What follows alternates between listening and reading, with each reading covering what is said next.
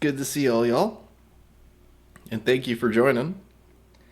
Um, for anyone that's new here, my name is Victor Gnarly. I am a former visual effects artist with Adult Swim. I worked on shows like Robot Chicken, Moral Oral, and a handful of other productions. But I'm doing this with you guys now, and I'm just so excited to be able to be making things with y'all. We do have a server called Gnarly Studios, which will occasionally get linked. I'll probably do it myself this time. Occasionally get linked to in the VC text chat. If you're not familiar with the server layout here and how things work, we have a couple channels here to pay attention to. Just above the stage where we're talking here, we have VC Create and VC Text. VC Create is where we're going to be prompting together and making things together. And then VC Text is where you guys will be chatting with me. So if you want to say hey during the stream, that kind of stuff, hey YouTube kind of thing, you can say it in VC Text, and everything that we stream here gets uploaded to YouTube. So, and on Twitch as well. So thank you guys so much for joining. I hope you guys are having a wonderful Friday. I am. And I'm really stoked to get into what we're getting into because it's been a lot of it's been a lot to get prepared for video. I mean more like from a curriculum standpoint than anything else. Um, and it's something that I'm stoked to give you guys last week what is it, a tutorial workflow that you guys have been messing with, and we got so many examples of it here now, because I gave you guys this homework.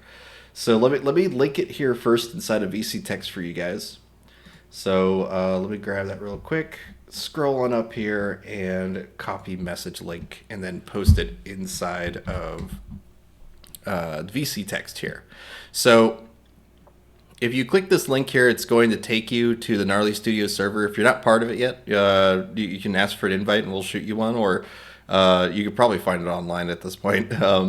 But the main thing is that we have a step-by-step guide for creating a 360-degree scene reference, which we will be using to effectively direct two characters and keep continuity within that location.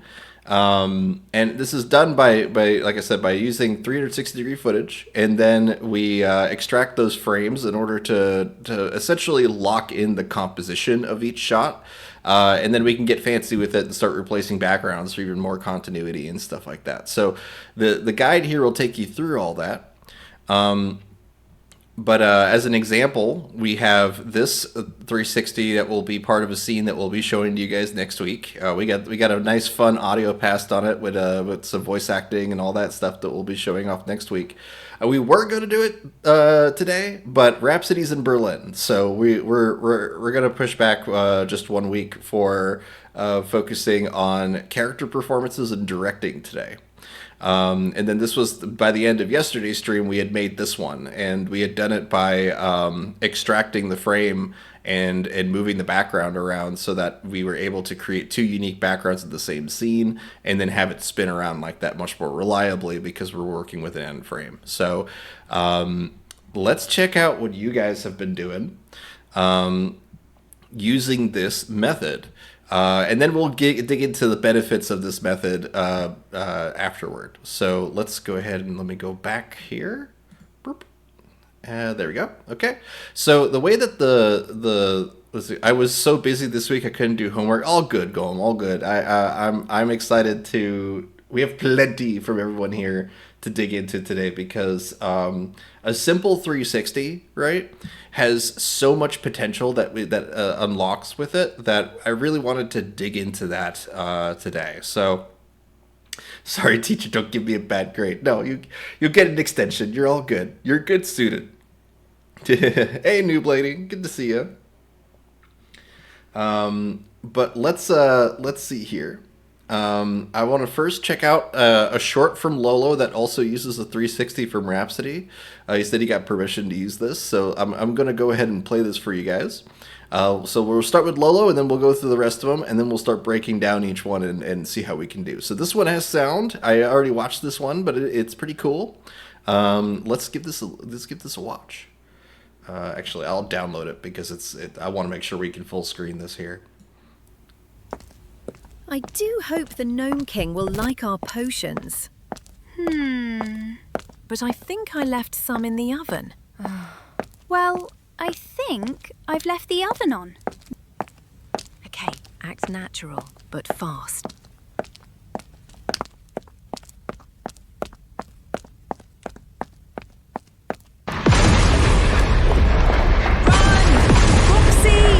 I definitely left it on! Wow! Wow! Fiona! We must do something. Don't be afraid, little one. I'm on it. A portal? Chickens? But how? Will they peck me? Everything is chickens, and chickens are everything. All right. Yeah, bravo. That's wild. Damn, no sound effects were played. Wait, no, what? No sound effects were played? You didn't hear that? Was there no audio? There should have been audio. You heard voices? You heard audio. Okay, there's audio. Okay. Good. I'm glad to hear that. I was about to say there was voice, but only voice. Okay. Yeah, there was some like, background tapping and like foot walking and stuff like that. But very cool, Lolo. Very fun. Like in terms of like, breaking the scene down and stuff like that. There's a couple of things related to like extensions that I'm sure that, with a couple of rerolls or even like cutting this little segment right here might have helped some of the pacing here. But I really like everything from the explosion on is really fun. I think it's super cool. Great job. I'm super digging it. Let's see what we got next. Scrolling through here. Okay. All right. So we have this 360. And Lolo, you went above and beyond. All right. You set the bar pretty high for everybody when it comes to giving a whole like scene and audio pass and all that stuff. So that's awesome. When it comes to the turnarounds, though, we're gonna start breaking down how to make something like this, and do so with one of the turnarounds we have below this here. So let's first check out Tanner's. This one involves his two characters, Azure and I'm so sorry, I'm blanking on the name of the Autumn. Is it Autumn? Yeah, the witch character.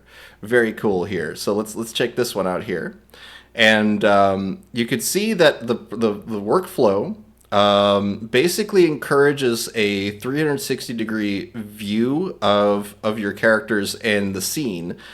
This is an evolution of, or at least my take on Gome's character turnaround using Midjourney Video.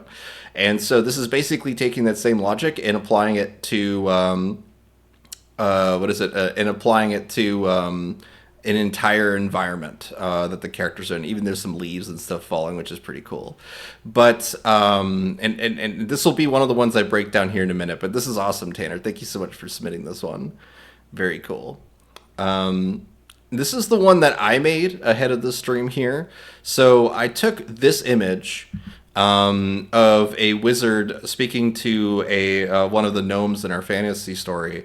And what I wanted to do was I realized that the perspective is a bit wrong here. That the the gnome is way too tall from comparison to the wizard for our stories. Like the wizards are quite a lot taller than this. So I ended up moving on from this tutorial, this turnaround here. But I do really like the environment that was produced here. We would be able to still use these frames. I just need to blow up the size of the wizard whenever we use it as an image prompt. So we'll dial back to this one here and show you guys how to improve the turnarounds to be more accurate as well. Let's see here. We have Fungi Mancer here. Awesome. Let's take a look at this one. Very cool. I love the manta ray in the background. That's awesome. And again, like we have an entire environment now that we can explore thanks to one video. I love this scene. Great job. Love it. And then we also have from Alara here, collaborating with Zero. I could tell the character was put in there as like this little end frame, like addition from a Smart Select probably with Midjourney, and it almost sees her like a cardboard cutout in the distance, right? So it might be just making her a bit bigger would have her be understood a bit more there, but it's very cool to see. I really do like this rendering on this girl too that's here. So pretty, right. Looks like a No Man's Sky planet, right? It does.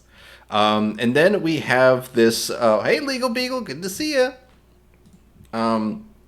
We also have a rough cut here from Alara.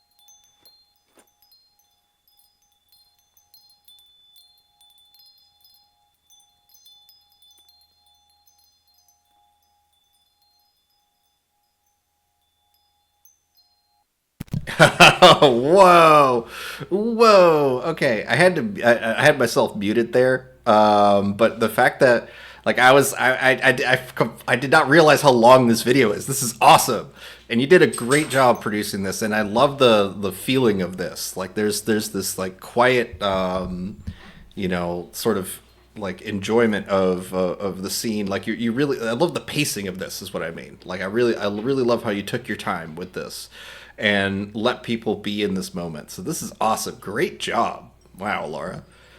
There is sound, but I added it, and it might have been a bit too quiet. It's like wind chimey sounds, so it also doesn't really translate to a lot of people. Like over streams, it might be a little bit quieter because yeah, it's a little bit dampened, but that's fine. That's fine. The just with just a voice acting layer on top of this, you got a completed scene. This is awesome. Great job. I love the way the tail whips around here too. Very cool. I really enjoyed the wide shot panels of the flowers. So mystical. Yeah, yeah. I love being in the moment of these locations with you guys. It's so cool. Great job. The all the characters that you guys are seeing here, you can find on our Discord. The basically what you're going to do is you're going to find the character portal right here on the Gnarly Studios server. I'm going to go ahead and link that for you guys here. Copy link. There you go. And the character portal is a very important part of the Gnarly Studios like setup we have here, where we are encouraging people to share their original characters and to also collaborate on others as well. So once you submit to the character portal, every time someone adds something to it, you're gonna get a ping letting you know like what your character's doing inside of Midjourney using from all sorts of different users. It's really cool way to interact with Midjourney. And we've seen some really cool projects just come out of this one channel here, this one forum.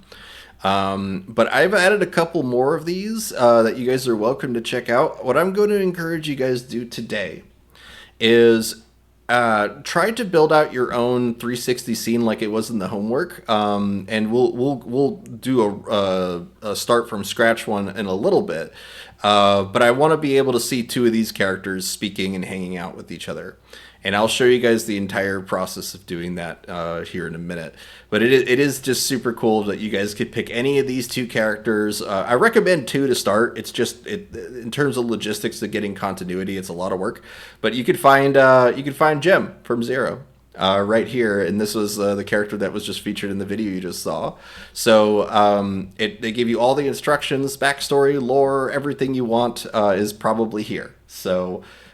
Please check it out and start messing with it inside of VC Create to get the ball rolling when it comes to what's happening inside of VC Create here.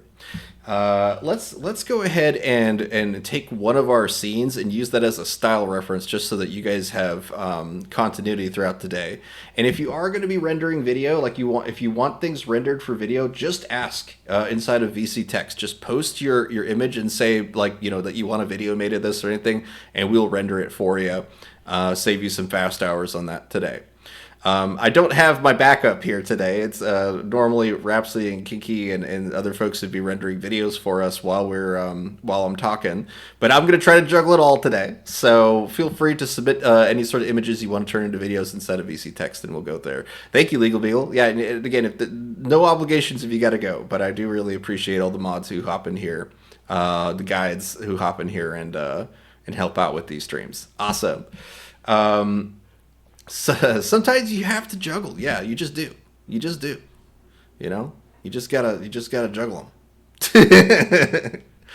Okay. All right. So we're gonna break down one of these scenes here inside of VC Create, but we needed that image to start with. So this is what I'm gonna do. I'm gonna go to our homework, the Fall Fantasy Workshop Challenge right here, and we got plenty more to check out too, by the way. There's still plenty to watch here. I just really want to get the ball started inside of VC Create for you guys. So let's use this image. I really do like this image, but like I said, I made a modification to this to make this more accurate to our story. So that's right, I posted it in here. The gnomes. There you go. Look at the change I made here, and we'll get into the acting of this scene here in a minute. But I want to at least get something going for you guys inside of VC Create. So let's get this. I'm going to do /imagine here, and I'm going to use this as a style reference. So --sref, and we're going to copy the link to this image here. Copy image address. And then we paste that into our image bar here, into our prompt bar. And we're just going to describe it as a dark fantasy anime. Just something super generic, just something super broad, so that you're able to add whatever you want to it, including omni references of characters, locations, props, all that kind of stuff you can just add on to this. So let's first make sure that we're at a good aspect ratio for video. So AR 16:9. You can use 21:9, but we're probably going to crop in if you do that. But let's see here, 16:9, and yeah, that should be good. By using that as a style reference, we already get really far when it comes to getting some element of continuity between the clips we all make. But that's what really the workshop, or at least this workflow is all about. It's about taking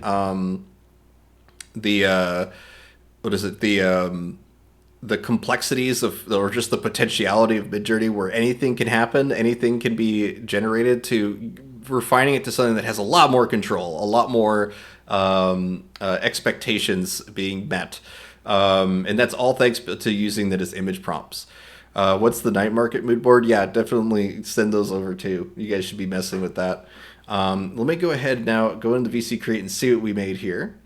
We have dark fantasy anime, and look at that. This is just using the clip here with the red wizard as a style reference, and it's already very cool. This has a very, very fun vibe for me.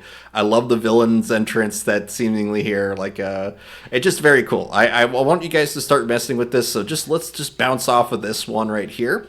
And you can do so really easily by using remix mode. If you're not familiar, just go to /settings. And inside of your settings, you're going to see remix mode. Make sure that's on. It should be a green button here. It should be highlighted in green. As soon as that's on, that means that you can do variations and rerolls, editing the prompts as you go. So it turns Midjourney from a one-shot sort of RNG machine to a true like iterative tool, in my opinion. So let's do a reroll of this, and we're gonna change this for a dark fantasy anime featuring, and then you can go ahead and just describe your character if you don't have an image of them yet. Let's just say that a dark fantasy anime featuring a Pegasus and a green screen goblin girl. Okay, and we'll just hit submit on that. What's really helping here is that we have the genre and the theme established with the dark fantasy anime, right? It's giving us a medium to bounce off of, and then the style reference is locking in a lot of the color palette and the line weight and all that kind of stuff. So the last step is to create a character reference or an omni reference featuring one or more characters in it, and then you'll use that to create your first 360 scene. Legal Beagle's already going hard, re-rolling that, loving it, loving this. Let's see, we got a couple of style reference codes applied to this with just the profiles, I believe. That's awesome going. Keep messing with this, guys. We're gonna dig into all this here. Look at that. Ugh. That's too damn cool. I think that's the night market profiles attached on top of that. And this is the anime featuring a Pegasus and green skin goblin girl that I just ran. And look at that. That's really cool. I love how what is demonic this horse is. This Pegasus here, very cool. And the fact that this girl, this like Oni girl, has horns on it is pretty cool too. Okay, all right. Before I could do this all day, I could just keep digging for you guys. But find your favorite characters out of this. Like, keep messing with this dark fantasy anime theme, and we'll find some cool scenes to pull out of this. So, okay, all right. Now that I have you guys with something going in VC Create, let's break down. Let's finish actually watching the rest of these 360s here, because there's still plenty to go after this one. So let's see. We have a 360 from Bert.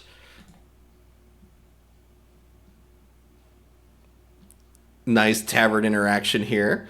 And what's cool about this is that you can go from a kind of an off-center sort of focusing on the waiter here shot to an over the shoulder of him talking to this character here, just like that, without ever breaking the 180 rule. If you're not familiar with what the 180 rule is, basically we need to make sure that the camera is always on one side of a conversation so that it's not jarring for the audience. You can read up more about the 180 rule if you need, but the whole thing is basically the very start of this image breaks the 180 rule, but then the moment we cross around here, we follow the rest of the 180 rule for the rest of this video. So just basically what I would recommend is ignoring everything from here before, like from the beginning to here, and then you have everything will cut well together for video.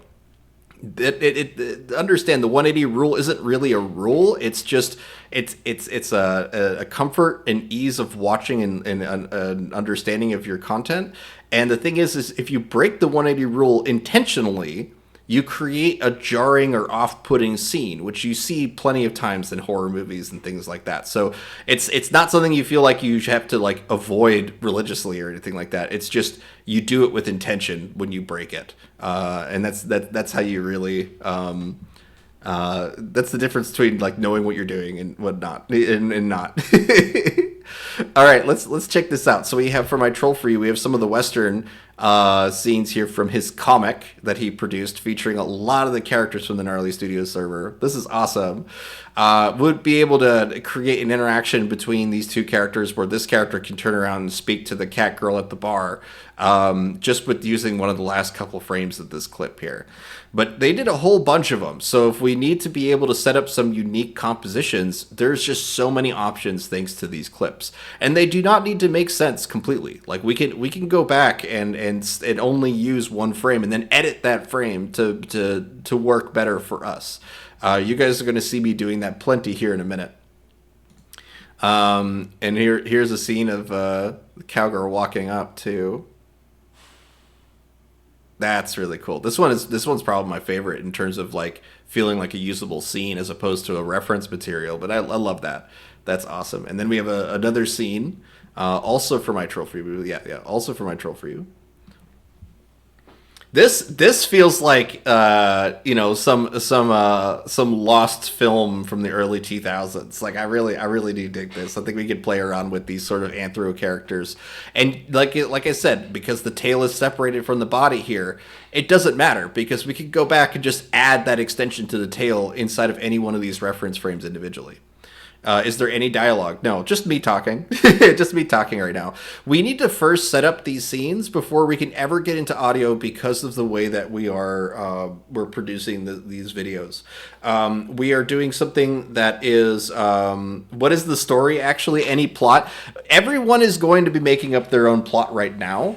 But it is something that I'm encouraging all y'all to be inspired by the results you get and then to actually develop them yourselves. I'm not going to come up with a plot for every one of these, but I am going to kind of wing it when it comes to telling the stories here, and so we'll see how well or how far we can get with that. We are watching it come alive in real time. Yeah, exactly. So you need to tell me the plot. you do it. Not me. You do it. But okay, all right. Let's see the rest of this scene here. Oh, look at that. That is awesome. Okay, we're definitely going to be going through some Egyptian ruins today at some point. I feel like at least some desert ruins here. I love that. Awesome. Okay, all right. So we've caught up with everything that people have submitted for this week. This gives us so much stuff to do. Oh, hey, Reveille, good to see you. Thanks for coming. All right, guys. So let's go ahead and start breaking down these scenes and start showing you what you can do with these 360s, because I cannot emphasize more just how important it is to have it as a reference so that you guys are able to maintain continuity through multiple generations moving forward. So, and then I'll get into acting and performance after that. Okay. If there's any questions or anything, feel free to let me know in VC text. I will try to catch up. But as soon as I get into the actual curriculum here, if I don't see a question right away, just feel free to repeat it. I'll eventually catch it. But let's go ahead and take Tanner's scene here, and we'll start with that because I already prepared a couple of things to check out for this. Let me go ahead and open this up on Midjourney's website. If you are unfamiliar, there is more ways to interact with Midjourney than just Discord. You're going to have a lot of benefits from using Midjourney.com for video, just because there's it's just nice to have all the buttons and things there. But we'll do it both ways, so you guys can use either. But let's go ahead and pull up this video here. Boom. Okay, there we go. So when it comes to this clip here, what we're going to do is we're going to first, try to think of a scene, try to think of maybe a moment of dialogue or a moment of conflict or something that inspired you to create this scene. I highly recommend just doing a simple conversation between two characters, or having some element of physicality, but not too much, just because, like, if you want to do like action and fighting scenes, we're going to get into all that a little bit later. That's going to require a lot more direction, but we're going to go ahead and start to get the basics of film coverage with this one video. So like if we look at this clip here, if we need an over the shoulder of her, we just take this frame As opposed to saying, I need an over the shoulder of these two characters, because Midjourney doesn't really understand what you mean all the time by over the shoulder. That's a technical film term, but it's easily misunderstood as being like there's like a bug flying over your shoulder or something like that. It doesn't understand it as always a composition. So these image prompts help us force Midjourney to understand what our intention is. So with this scene here, we have a couple options just off of this video here, but I went with this to get us an over the shoulder shot. And what I'm going to do now is I'm going to open up the tablet for you guys. My tablet has Photoshop on. I just did this because it's a little bit easier for me to zoom in and show you what I boxed up here. So this is the frame that I extracted from that video. If you're not using Chrome, I highly recommend it to do this, because inside of Chrome you can just right click on it. I know you guys can't see this, it doesn't show you my right click menus here, but you can right click on any video frame and say copy video frame. And that's incredibly handy because it lets you quickly paste it into Discord or paste it into Photoshop or whatever program you're using to do this. We can now crop in this image to be something a bit tighter. So something about like here, okay? We could use the cropping tool to keep it 16:9, but this is fine for now. I just wanted to select this section of the video so that we can punch in a little bit and start to essentially assign areas of the image to be dedicated to the characters or maybe the expressions or anything that you guys are able to pull out of your 360 turnarounds. The characters are just statically standing there. We'll add their performances next. The idea is we're just kind of creating the positive and negative spaces and the distance and the foreground and all that kind of foreground-background relationship all within this image prompt here. So what this does, though, is it lets me come into here yeah, I'll just go to my Midjourney account here. There we go. 2 seconds. I just want to show you guys from the very beginning of when I started messing with this so that you guys get a full picture here. So I used the image here as an image prompt.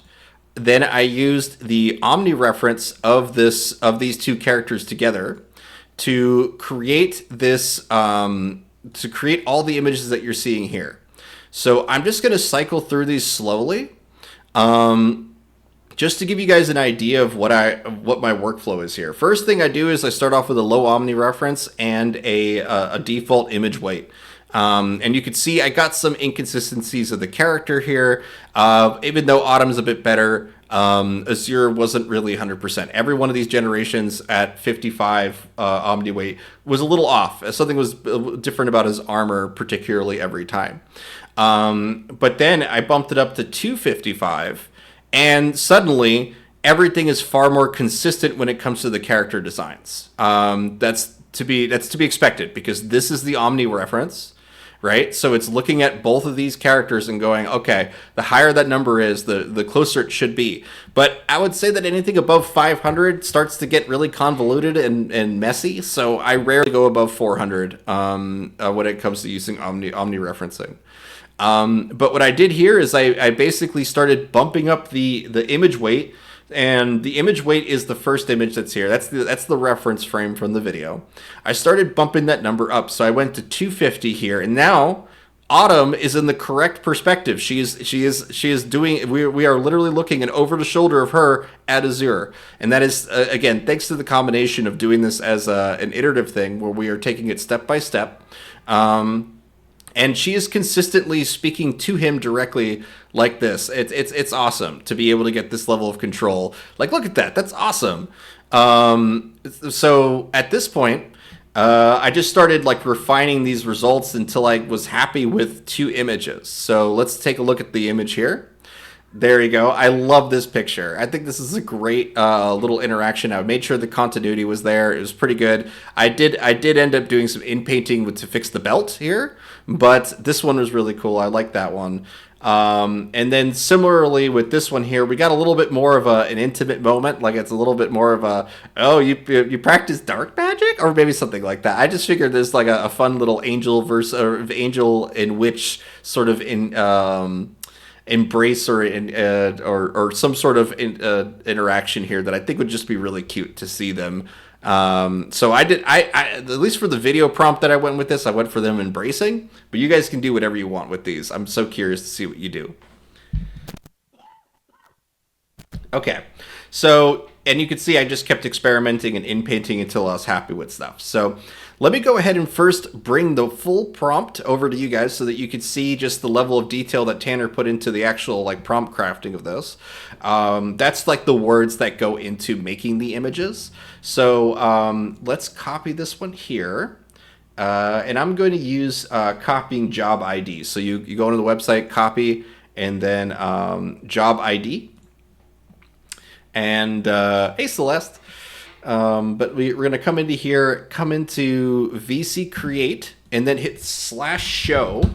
That lets us paste the job ID and bring our prompts from one server to another or from the Midjourney website to Discord. So you could see, you guys are welcome to take your time and look at this one more in detail. Particularly the fact that there is the image prompt from the video frame at the top. And oh, the Omni reference is missing because this is an in-paint. Okay, let me actually redo this really quick. Let me grab the original before I did the in-painting, because that's going to have everything you need actually, including the Omni reference. That's right. I got rid of the halo that's on top of her head. That was one thing that generated here. Let's see, which one did I use? This one. Okay, I'll go ahead and do the same thing I did before. Copy job ID, and then bring that into VC Create for y'all. All right. And so we have this like cute little interaction here. You can see that again, the image prompt is at the top, and there's the Omni reference that is just the two characters on a white background. So the prompt that it's used in the tutorial is 360-degree footage depicting a spinning around a fill-in with your favorite character descriptions. Correct. And 360-degree footage, 360 view. There's a couple different ways you can describe it as orbiting around your subject. There's a lot of different ways you can describe this sort of shot. It's kind of funny that everyone prompts for 360, but you rarely get a full 360 because it's only 5 seconds, right? So you don't need the full 3. In fact, you just need a 180. But we're common or colloquially known as a 360-degree footage, like drone footage kind of stuff. So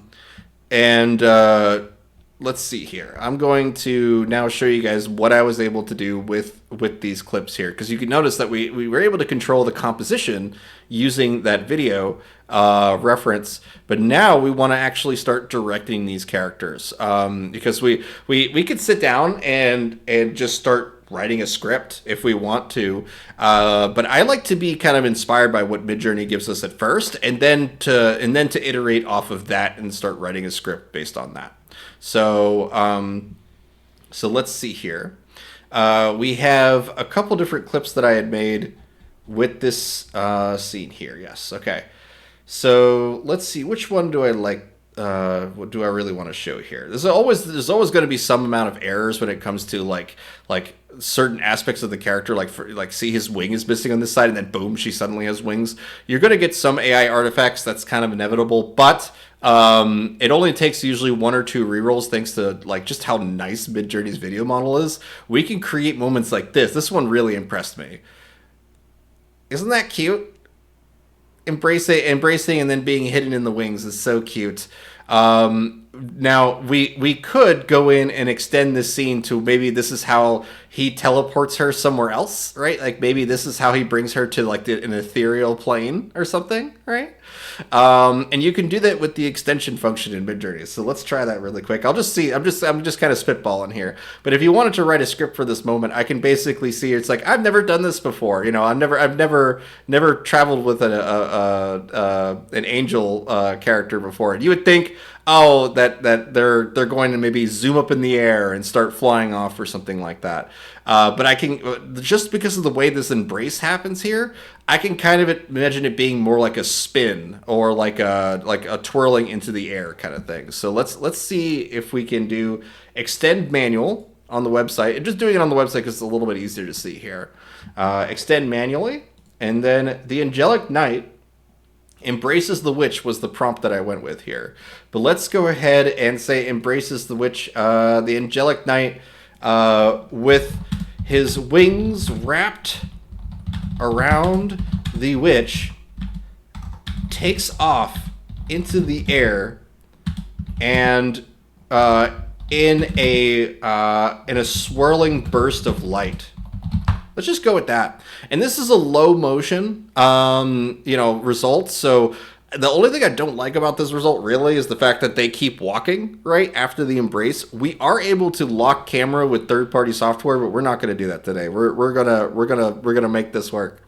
Let's just go ahead and see what this does with low motion, and then I'm also going to do the same thing but with high motion. We'll compare the two of them. Use this as a little demo of that. I also had a couple other embrace moments of embrace here that I liked. Kind of a cute twitchy. I wonder what did she share to be hugged by wings, right? Look at the little happy wing twitch here at the end. It feels happy to me anyway. Let's take a look here. Oh, I kind of like this wrapping of their perspective here. This one's really cute. This one's really, really cute. Okay. And I'm sorry I'm kind of shipping your characters at this point, Tanner. But I do really like this embrace here. Let's see here. Let's take that embrace. I really do like that. Damn, girl's gonna get glued. Let's just make sure this is the right clip. Correct. All right. Now I'm gonna hit copy. Job ID, all good. Okay, good. I just want to make sure I don't step on any, go over any boundaries or anything like that. But let's go ahead and share this clip because you can do the same thing you can do with the images with the job IDs as well. So let's see let's see what you guys are already getting into inside of VC Creek because I'm already seeing some clips. Dramatic 360-degree view. This is just like a straight up movie scene. My God, that is awesome. Yes, fire. Please, any of you guys like absolute favorite results that follow the workflow, feel free to link them inside of Gnarly Studios too, because I want everyone to see these. Very cool. What is she? Is she like a? I don't know. Like the outfit that this like ferret character, she really needs some legs, guys. She really needs. She's sleeping like she's standing in a beanbag. But this one that is pretty cute though, nonetheless. Let's see, Queen Lux did a video render here. Ooh, that's pretty cute. Oh, the crystal in her hand on the third result. That's awesome. Especially with the stuff Alistair is doing and whatnot, with the crystals. This is pretty cute too. I know that right now we're just kind of, I think if there was a plot, the results can be matched. No, that's not how this is going to work. The reason why it's not going to work like that is because we need to actually make that plot. We need to actually craft that story. So,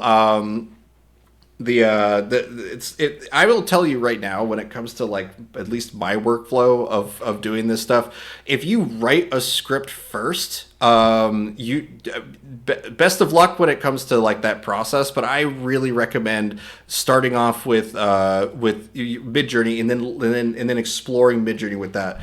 I think when it comes to the plot of this, I really do see that it's more along the lines of Autumn as she's a witch. She's casting things, or not casting, but is otherwise a user of magic that maybe is against the orders of heaven or something like that. And these are two unlikely companions in an adventure story. There you go. There's your plot. We have done movie tropes. We have done TV tropes as an RNG machine, but I'm not going to do that again because I did not realize just how many things on TV tropes is like inappropriate. like really inappropriate. So yeah, exactly. I do that on your own time. Go to TV tropes and just do random trope, hit the random trope button, and see what you get, and maybe design around that if you don't have a script in mind. That would be the easiest way to just give yourself a prompt to work with.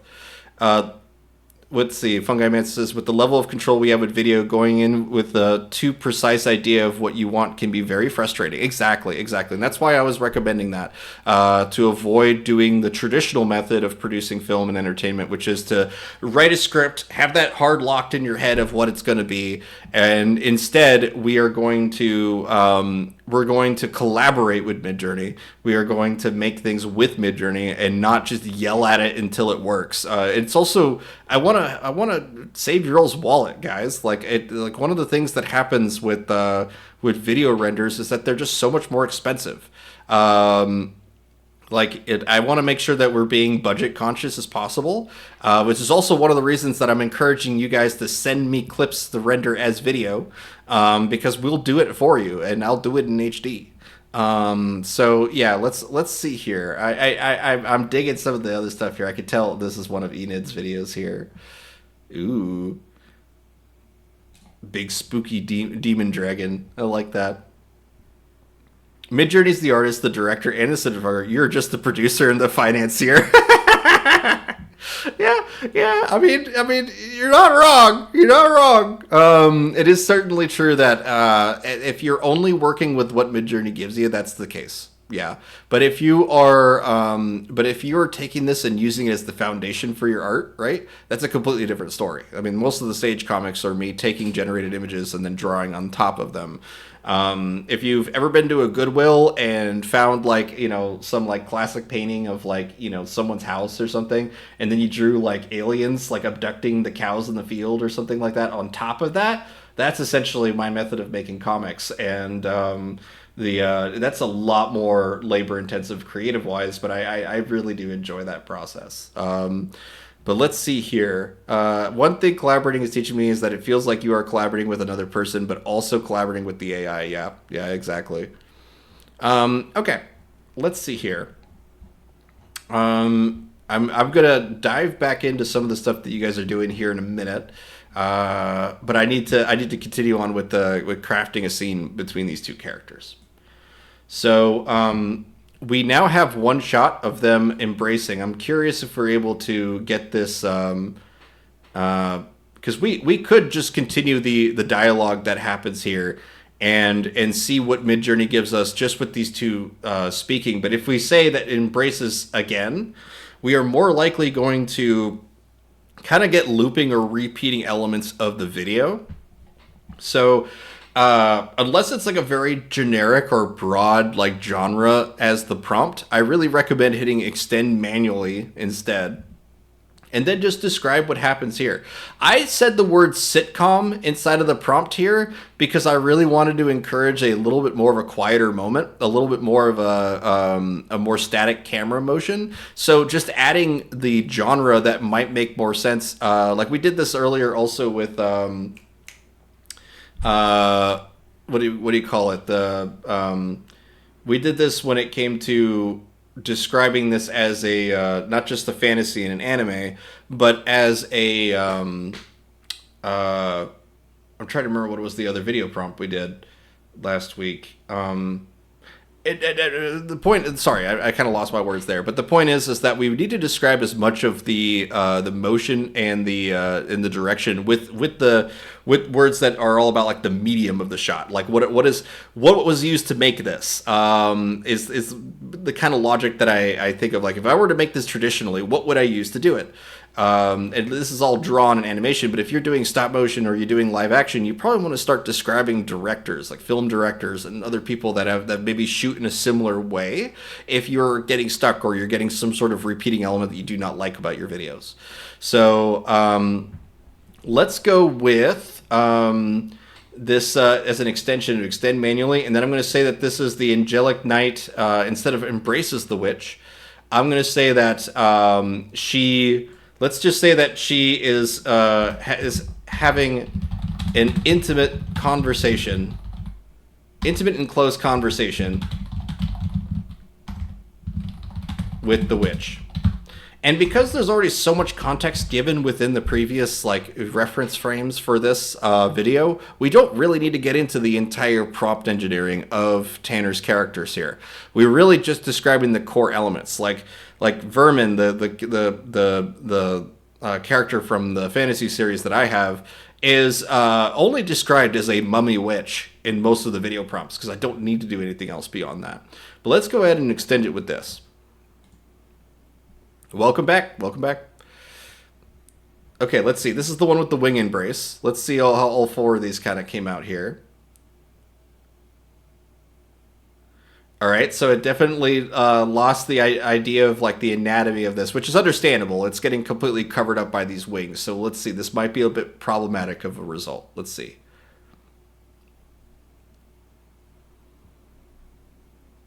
It's just floating backwards. Let's see. I did this in high motion. Okay. Hi, multitasking. So much listening only. So mostly all good, Josh. Where do I get the start frame? You just post the image at the start of your video prompts.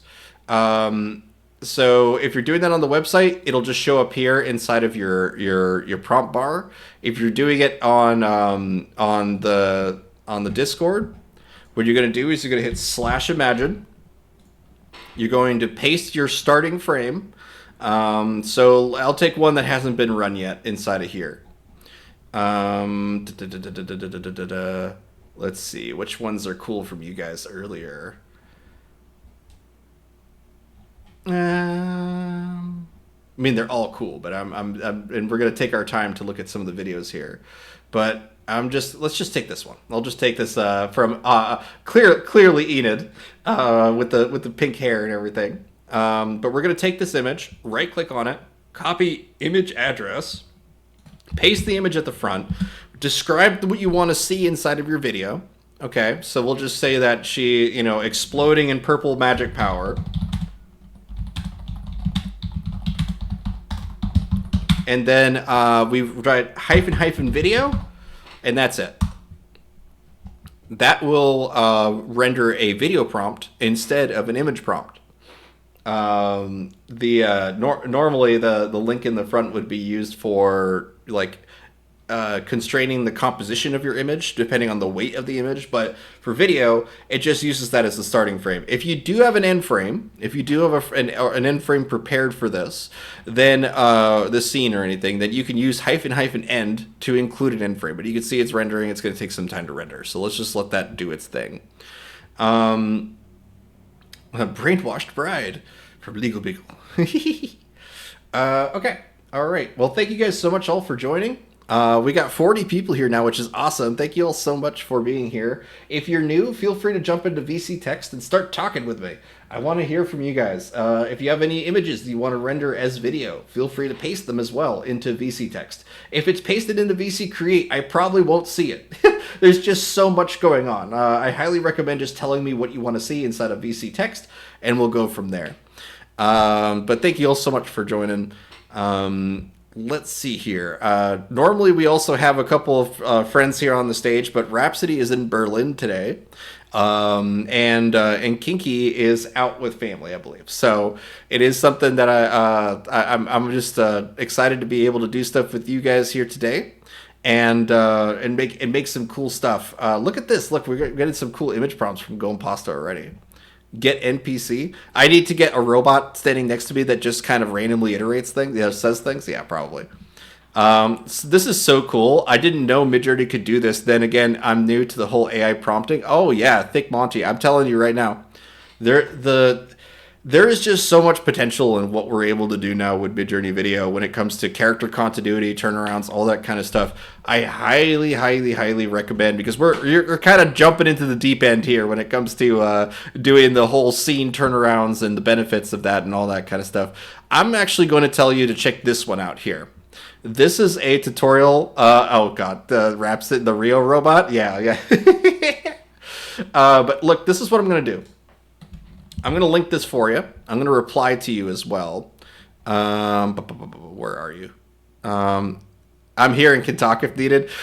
All good, all good. If you want to hang out and chat, like feel free, AC. I'm all down to get chummy. But I'm gonna link this to you here. This is the using video to create character turnarounds, and this is a really good starting point for you guys here. It's an evolution of the character development workflows that we've been doing for almost 2 years now. I think it's actually been 2 years solid at this point.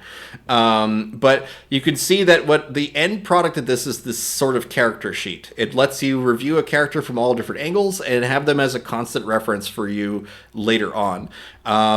So you take this video, export the frames, and then go from there. It's really, really cool. I'm so excited to see people really feeling like they control Midjourney properly after they do just a couple simple steps to create these character sheets.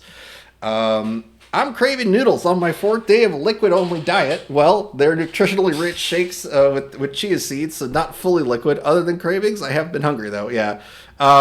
What is the? I really want to eat some noodles. I had like a pretty terrible pizza today, so I'm a little bit like with the pizza oil in the head. I really shouldn't have eaten that. I should have gotten a salad, but all good. That's why I have a Red Bull. It helps knock out the migraine that I would get from really greasy food. Okay, all right. Let's see here.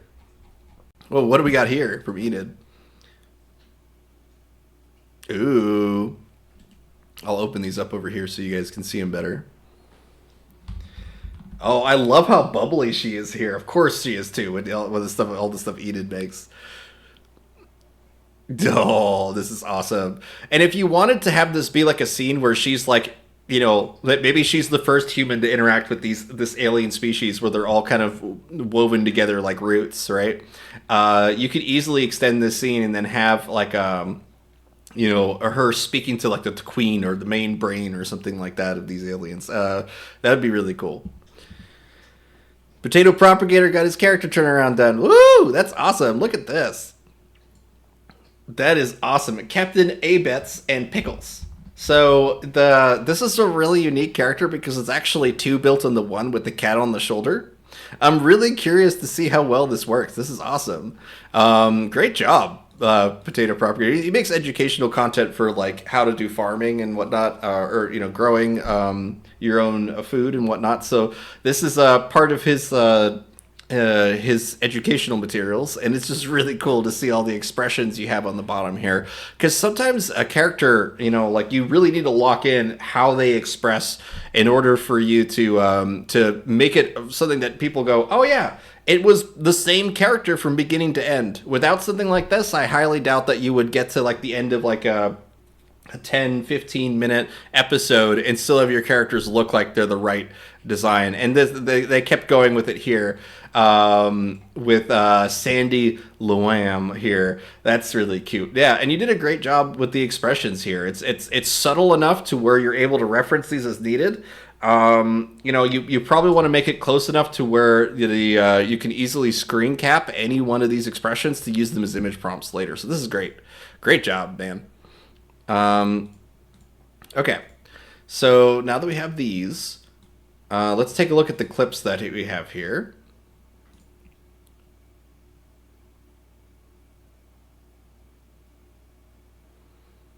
We got one more clip here. Again, the wings kind of overlap in a weird way. It doesn't fully understand the anatomy after this. This is something that I've seen be common too, that when a character's hands leave the frame, then suddenly what is it like? It doesn't remember what their hands look like, or maybe they're randomly holding a new prop or something. So we need to kind of describe that his hand is holding her as they float, because look, by the time the wings come back, the hands are gone, right? So let's go ahead and try to improve this scene here really quick. I'll hit use in order to reload this prompt up to the bar up here. And then I'm going to say the angelic knight with his wings wrapped around the witch takes off in the flight in a swirling bust. Oh, I said bust. In a burst of light. Okay, in a swirling burst of light. That it seems like it's having a lot of trouble with that. regardless if we use high or low motion. So, will they start dancing or fighting? Depends on the soundtrack. Okay, we'll check that out here in a minute. But let's go ahead and say that takes off into the air, but we need to describe him as holding her. So the angelic knight with his wings wrapped around the witch, and still holding her by the waist, begins to flap his wings to take off. And we'll see if that works. I originally didn't want to go in this direction as well, but I think that we'll be able to maybe do, let's just do the angelic knight with the witch in his arms, because we recognize that it had trouble understanding that it's supposed to be holding her. Let's just say that there's like a fantastic magical teleportation or something here to see what it does. Let's say teleports with her in a burst of light, in a flurrying burst of light. Let's go with that.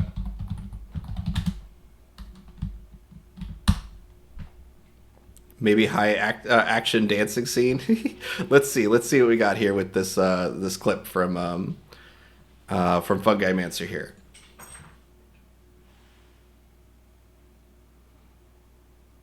Oh yeah, this is definitely going to be a wrestling scene. This is, to me, this is a sparring match as opposed to a dancing scene. It's kind of like Beauty and the Beast in a completely opposite sense. But yes, that is funny. Cool. What else do we have here? All right, from Potato Propagator. We have this zooming in here with I remember this scene because the chest gets kind of wonky here.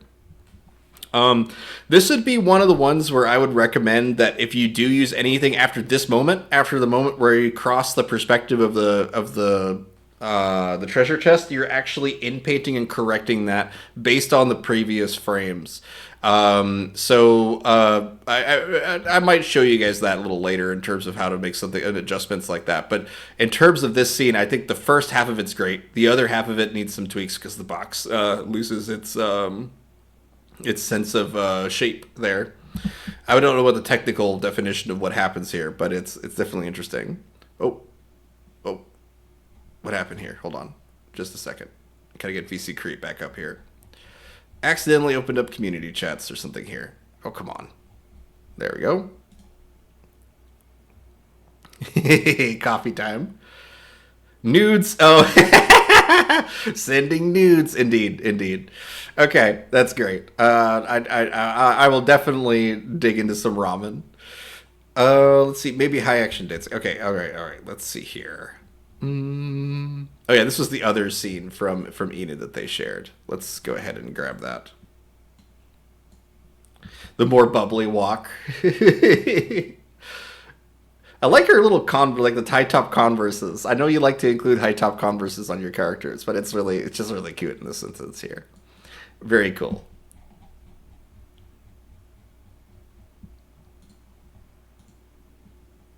Okay. Let's see here. Something I did was pin channels I needed to be favorites in Discord, so VC channels are at the top for me. Oh, I should probably do that. Their outfits are envious. Yeah. I'm sure you're going like this is my outfit. I want to wear exactly what this person's wearing right now. I'm loving these character dynamics you guys are trying to get in here. 2 female adventurers, that kind of thing. I do recommend having a unique element to their silhouettes. Either maybe one's bigger than the other, or it can be enough. But oftentimes you do need the characters to have unique silhouettes so that things don't get convoluted with each other. It's very easy for Midjourney to create a certain continuity. That means that, like, for example, the 2 characters here, outside of one has long hair and one has the other short hair, these are basically the same silhouettes, right? And so when I was working with the with the gnome guards here, that was one of the reasons I scaled up the wizards, not just because the wizard is supposed to be taller, but also because it changes his silhouette and gives us a lot more of a dramatic comparison between the 2 here. We got one from Nixie here.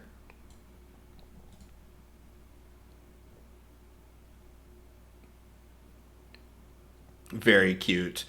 And it's kind of funny because we do get a lot of complaints about I don't want the camera to move. I just don't want the camera to move. But the thing is that like it's at the same time it's like, you know, we are getting a lot more lively of a scene by having just a subtle punch in, but at the same time this scene would have also benefited a lot just from a like a subtle amount of change in perspective. This is really cool though. I really do like this, especially since you could use this to create the entire 360 as a reference. Let's see. The goal actually, the original characters are a bit unique. Still too similar though. Yes. Yeah, I mean, this is a lot closer to being more uniquely, like, in terms of silhouette. One of them has a cape, one of them is more like a, you know, an anime neck thing. I don't even know what to describe those sort of, like, it feels like a scarf that's built into your outfit look. But you see them in animes all the time. The cowl neck, is that what it's called? A cowl neck? But it's yeah, you see them a lot in these. Let's see here. Okay, here is the burst of light. Let's see what we got off of these. I'm just going to play all four of them at the same time. Oh, there's the burst of light. And she's still being embraced or held, so that's really cute. So let's take a closer look at each one of these here.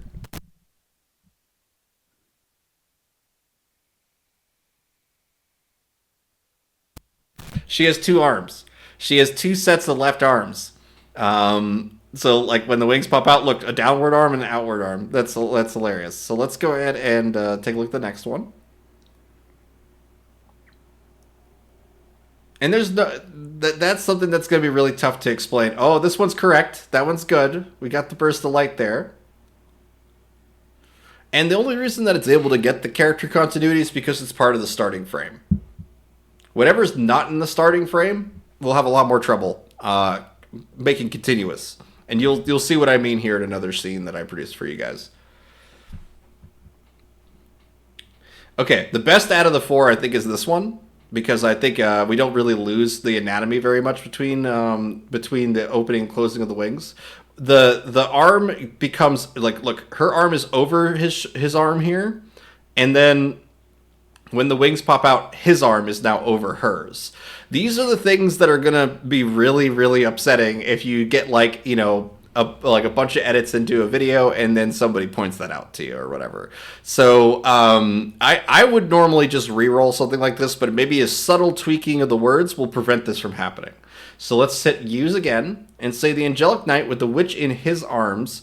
See, that's where we're getting the mess up here, is the fact that I'm saying that it's in his arms. It should be that the witch hugs the angelic knight because she's the one is initiating that hug. Therefore, her arms will be over his arms. So let's go ahead and switch those around.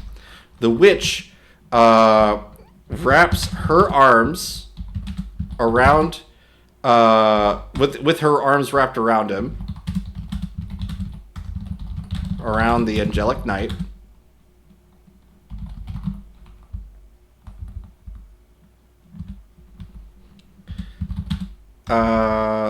Begins to teleport with her in a flurry of bursts of light. I want to describe the wings a bit more at the beginning here, because I feel like we are able to say, hey, let's have them like, let's say with the arms, witch wraps her arms around witch with her arms. There we go. I was a bit redundant there in my wording. Witch with her arms around wrapped the angelic knight begins to teleport. Yeah, flames and glowing effects. Yeah, I try to avoid particle effects as much as possible because I know how to make them traditionally. Like, I don't really need Midjourney to do that, but it could also generate just the particle effects by themselves and then composite that, like, on a green screen. That to me is the real way to do it. But let's go ahead with, let's just send this in. I'm not going to worry too much about the actual context of this just yet.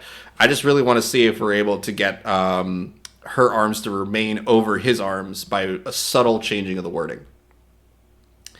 At this point, I think we have one more here. Yeah, this was the other embrace. So let's see how we got here.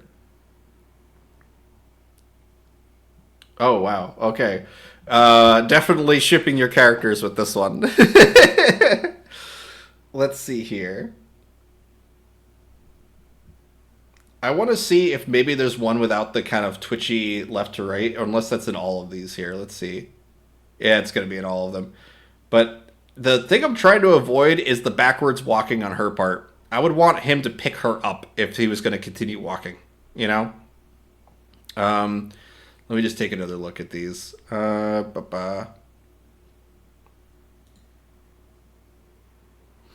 I'm going to pick the one where they're no longer walking, because that one makes the most sense for...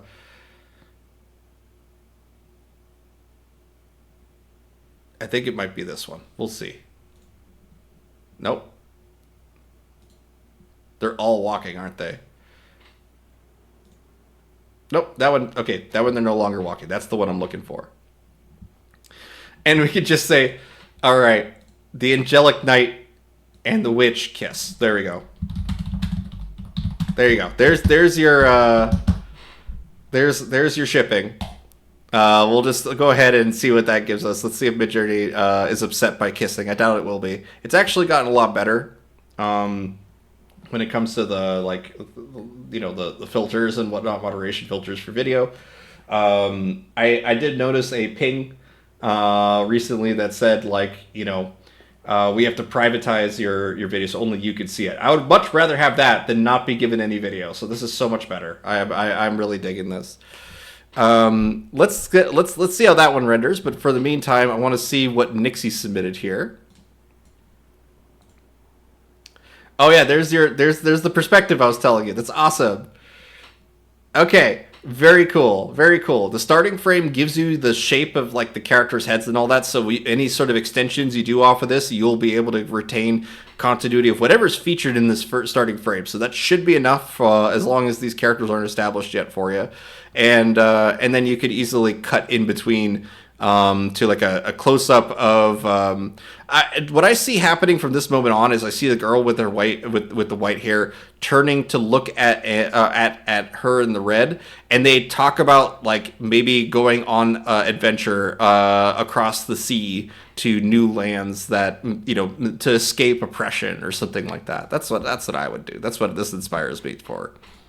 But very cool, Nixie. I dig this. Well, I know this is a lot to work to do, but I would like this direction defiantly want the flames to be better. I think, do you mean definitely? Let's see here. It's a bit cartoony, huh? So, I would say that when it comes to like using this as I need the starting frame. So if you can link the original starting image, I can work with it. But in terms of the flames themselves, like I would probably do that more with an end frame because there's some. Did you apply a flame overlay image on this, like a PNG of a flame? Because it looks like that hard line on the bottom there. You did? That's funny. I can tell that you used one of the Google results for I need a flame effect or something. That's too funny. But let's go ahead and do it with Midjourney instead. I highly recommend Flame On. Yeah, exactly. If you do need to create visual effects, compositing kind of things, what can you link me the original image, the starting image of this picture here that you have of the character Thick Monty? Can you post it inside? There you go. Thank you. Awesome. Okay. So the thing I would do is now that we have an image that you want to start with, what we're going to do is we're going to actually prompt for a visual effect as opposed to a finished image. Okay. So let's do this. Let's say that this is /imagine, and we're going to say on black flame. Let's do a flame effect, a burning flame effect on a black background. Unlike what is it, like characters or props, you don't want to use a green screen or a blue screen for fire.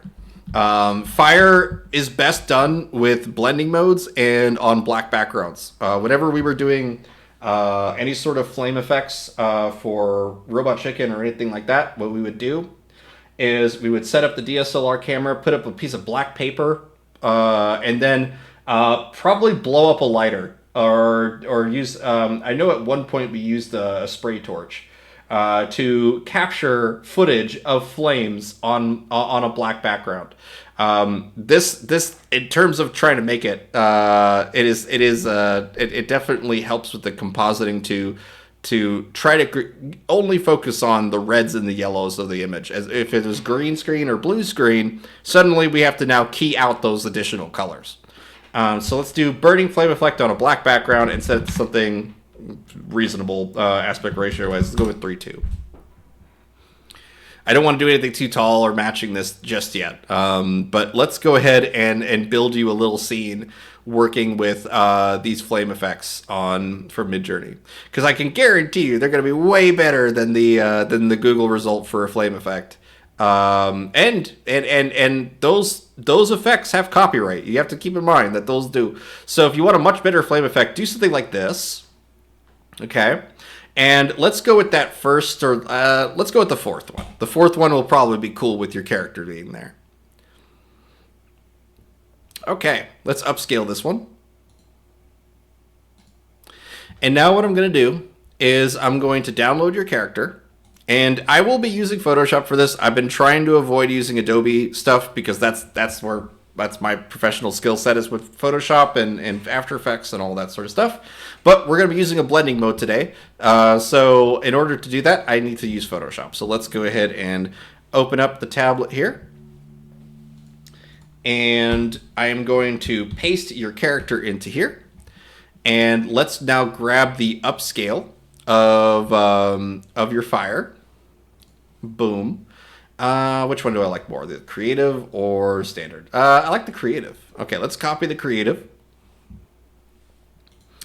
And now what we're going to do is we're going to just paste this on top of your image. And you can see your character image is much smaller, which is fine. I'm not too worried about that. What I'm going to do is I'm going to scale down the fire to be, largely in frame, but not visible to the bottom. Like, we don't want to see the ground that's here because we don't see your character's feet. So I'm going to say something like this. Okay. Maybe a little bigger. There you go. And now I'm going to cycle through blending modes. You'll find them right here in Photoshop, but almost every image manipulator has blending modes. It just decides what pixels are let through on the layer instead of it being normal, which is every pixel is represented in the image. Make the fire largely in flame. There you go.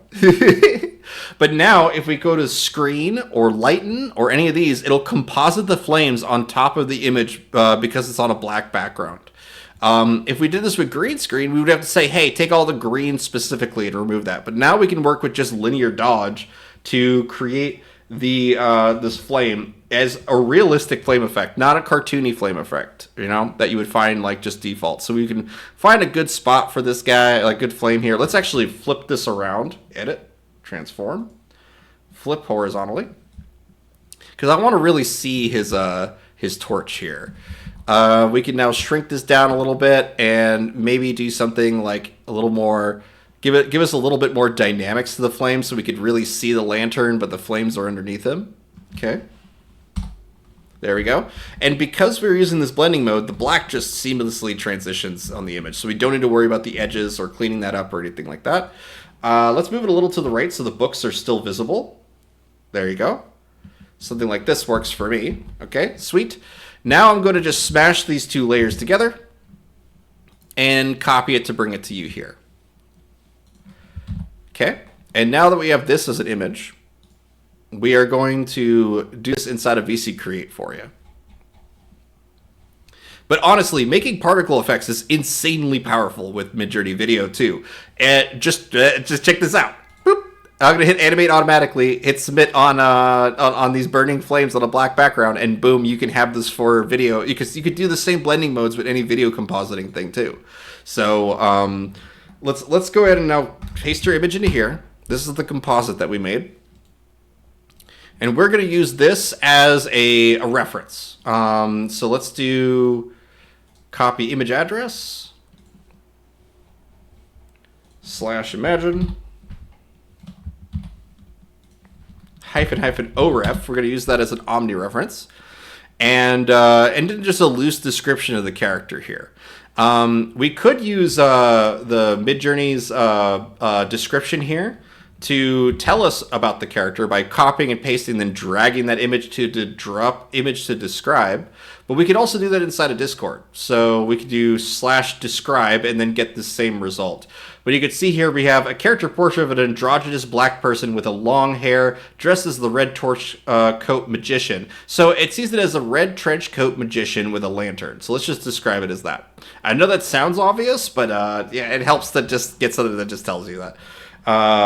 So let's say it was a red trench coat magician.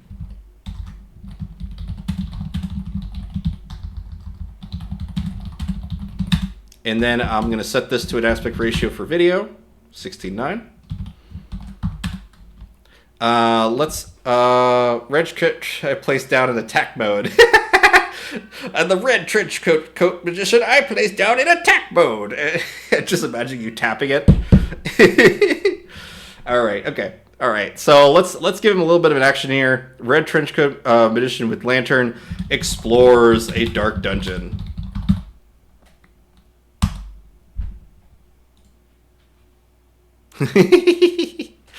Oh, the anime references.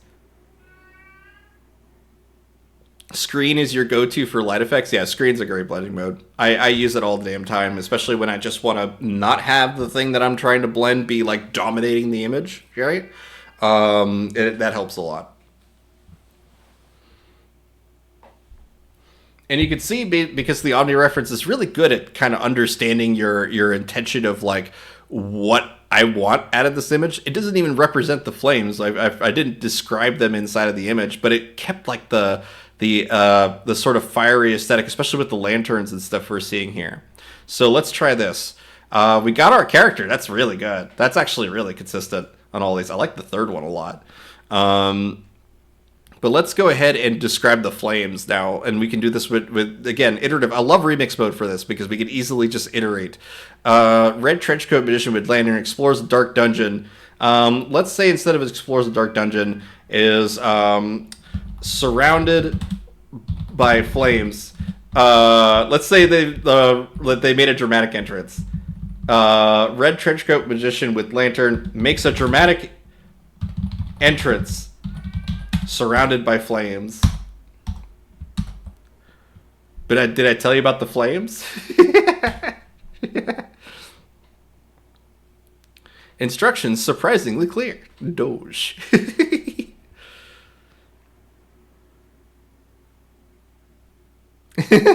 What's the name? What's your name, brave adventurer, red trench coat magician? That's nice. Please leave. Okay, we got our dramatic entrance here. I see Legal Beagle's rendering something too. All right. So, I see you're doing a character portrait with image blends. Interesting. Soon as mine's done, though, we'll be able to get going here. All right, because I mentioned flames in the prompt, now suddenly all that composites and we get a nice finished image from Midjourney. I'm going to say that the fourth or the second image are good for this, but let's go with the fourth image here. And what did you have in your original clip here? I just want to see that really quick. You got a column with some flames. Okay, let's do this then. Inside of a video prompt, let's get animate high motion and say makes a dramatic entrance surrounded by flames. And then we're going to say two patio columns. What do we say that? Like two I guess Roman columns. I did not spell columns right. All right. Appear on either side of frame.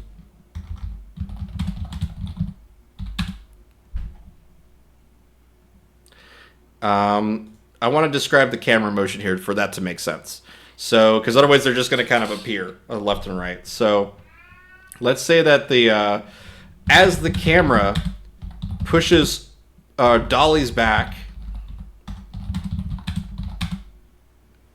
as the camera dollies back from the magician, 2 Roman columns appear. Let's do 2 collapsing. Well, no, then they're going to be actively breaking. Let's just do 2 Roman columns appear on either side of frame. On both sides of frame. There we go. Let's see how that goes. Yeah, if there was an OREF used at any point, the very region will not work on Discord, sadly. Yep. It just, if it's been used at all, I would recommend using the website.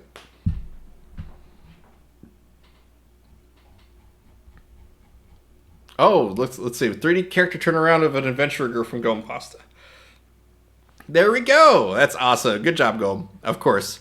Gome, the creator of the video turnaround method, is really showing it off with here. That's a really good one. Okay, let's see what else we got here. Did you want to do any announcements, Ancient? I know that Kinky's not here to do it.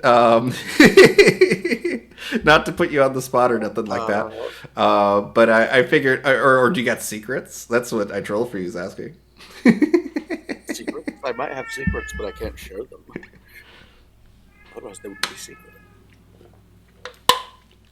All right, let's do this then. Unsecret your secrets. Let's take a look at this video response or render we have here. It could be our secret.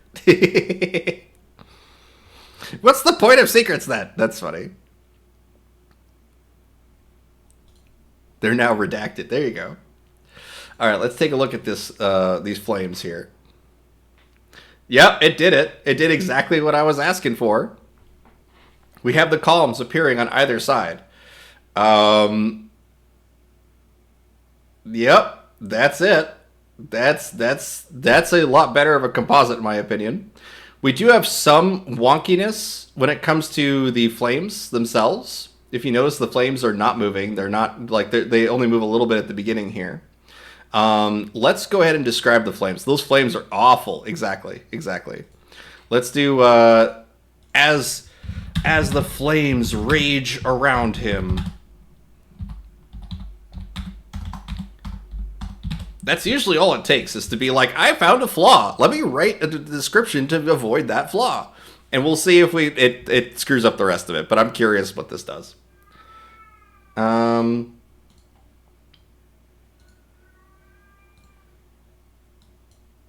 Just a second here. Okay.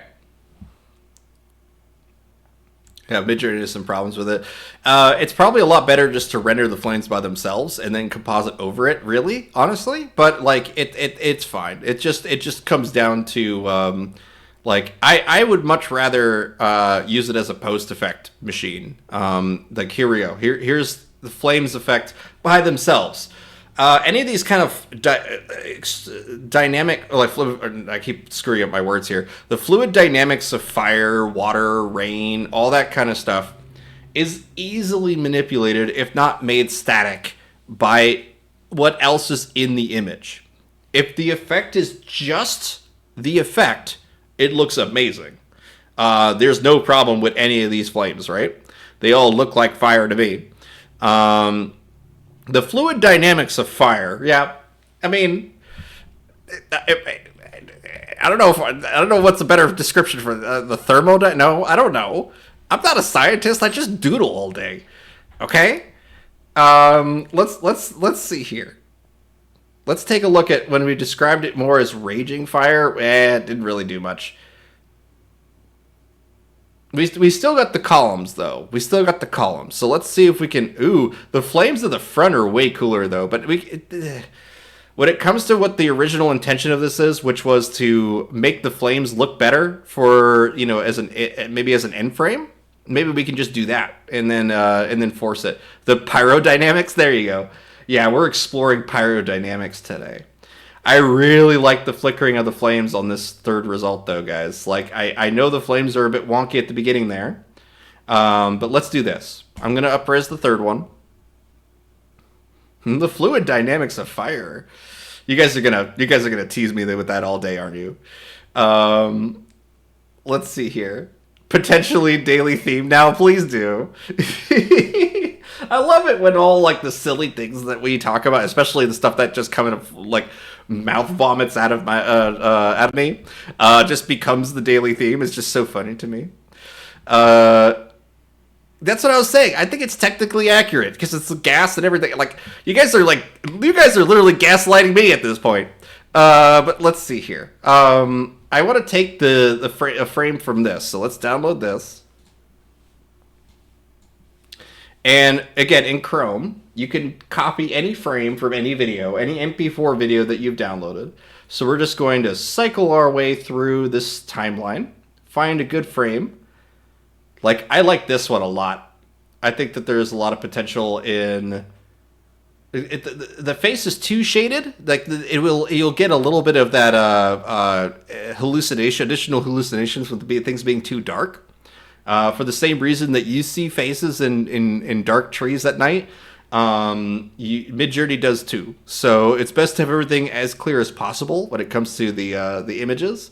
So let's go ahead and hit copy video frame on this one here. And I'm going to describe this as the scene because this is the benefit of using the image prompting with let's see here. I gotta copy this really quick. Copy video frame. There we go. Paste that into VC Create so that we get a link. I've had so much, but unfortunately, I have to got to get ready for a D&D game tonight. I have to ask, in there going to be like class every Friday, or is there a post schedule? I am here every Friday. At 4 p.m. You're more than welcome to come. We also have a server that you can join for the rest of the week. The Gnarly Studio server is where you can hang out outside of every Friday at 4 p.m. Eastern Standard Time.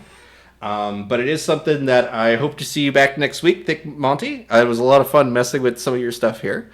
So, and look at that, Celeste. Thank you. I love being confirmed right by by another AI. Thank you.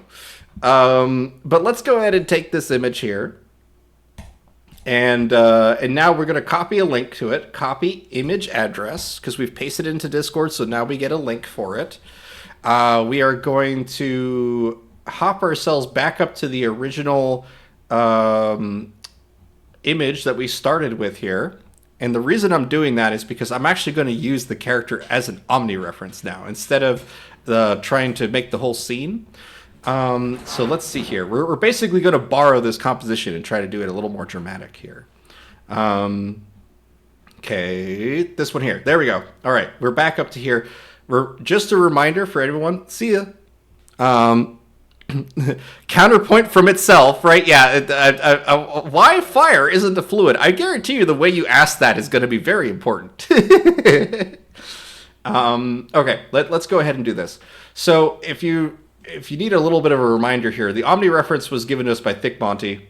This was the Omni reference that we used. It was a composite that I had made in Photoshop he just wanted the flames to be cooler.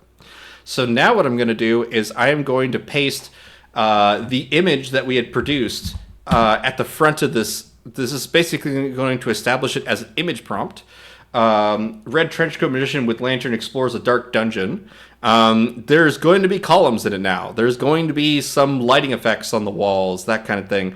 And depending on the image weight, or -IW, we can control how much the image that we had influences the final result. So I'm going to do a range for you guys. Let's first do 0.5. The default's 1, but we're going to do 0.5 at first. Copy those.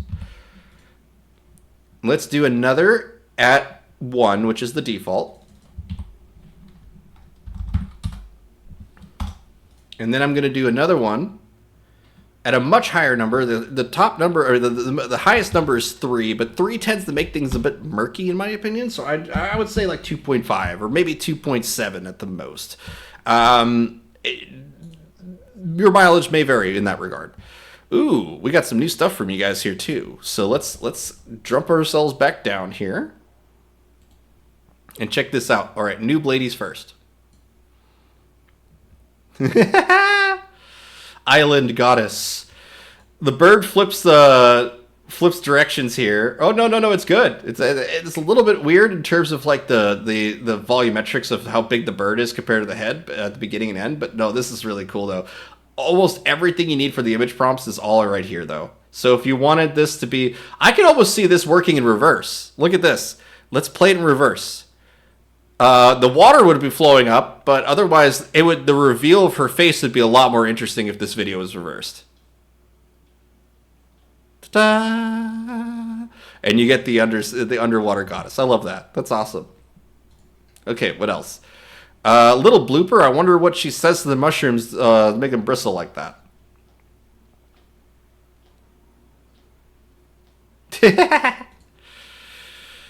That's cute. Now, we will be getting into like audio plays and stuff next week. An audio play is like basically a dub, right? Like you're taking the video footage that you're given, and now you need to make it. You need to make the dialogue make sense for the voice actor. So I would recommend just adding subtitles to the videos. You can do that with almost any. Actually, I think every video editing program will let you add subtitles. So just go ahead and make subtitles for any of these kind of talking scenes. And it gives a good bouncing off point. Explain why those mushrooms are growing like that. Very cool. Oh, what did you do here? Oh, look at that. You got them like in a forever... you got them the teleportation. That's cute. You did that with... did you do that with a start and end frame as well? Kind of looks like it. And I could tell that this is that you took the Omni reference and then it gave you a very literal result, as in like all the poses are the same. It just kind of swapped out the background. But it's very cool that you got the spin though. You got that spin. The first image was a transparency. Ah, yeah, there you go. Look at that, completely white. So that is a technique that that Rhapsody actually showed us here first. Was like if you start off with a transparent image for the starting frame that matches the aspect ratio of your ending frame. You can oftentimes get Midjourney to be far more creative. It's a very interesting trick, right? It lets Midjourney get very creative with how the image comes to be. Like essentially, it's all about your prompt at that point. But let's go ahead and try one of those as soon as we get a result in here. It's pretty fun. Let's see what another one here.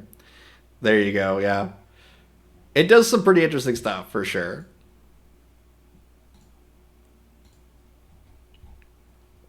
Okay, so you see now our image features columns and fire, and I'd say those flames are far more like realistic in scale as well. So let's go ahead and I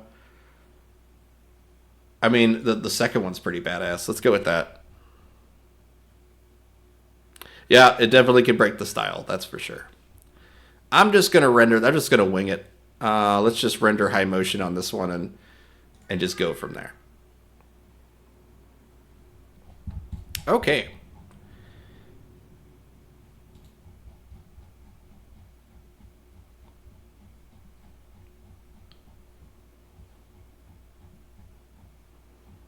From here, I am going to now that we've gone through Thick Monty's character here pretty well. Oh no, it happened again. What happened again? Let's see.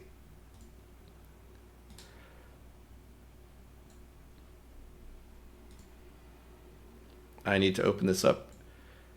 Why is it not letting me open up this? Because it's a .movie file. Oh, that's weird. Open with Yeah, Chrome will not read the .movie file. That's funny. I'll open it up in my tablet.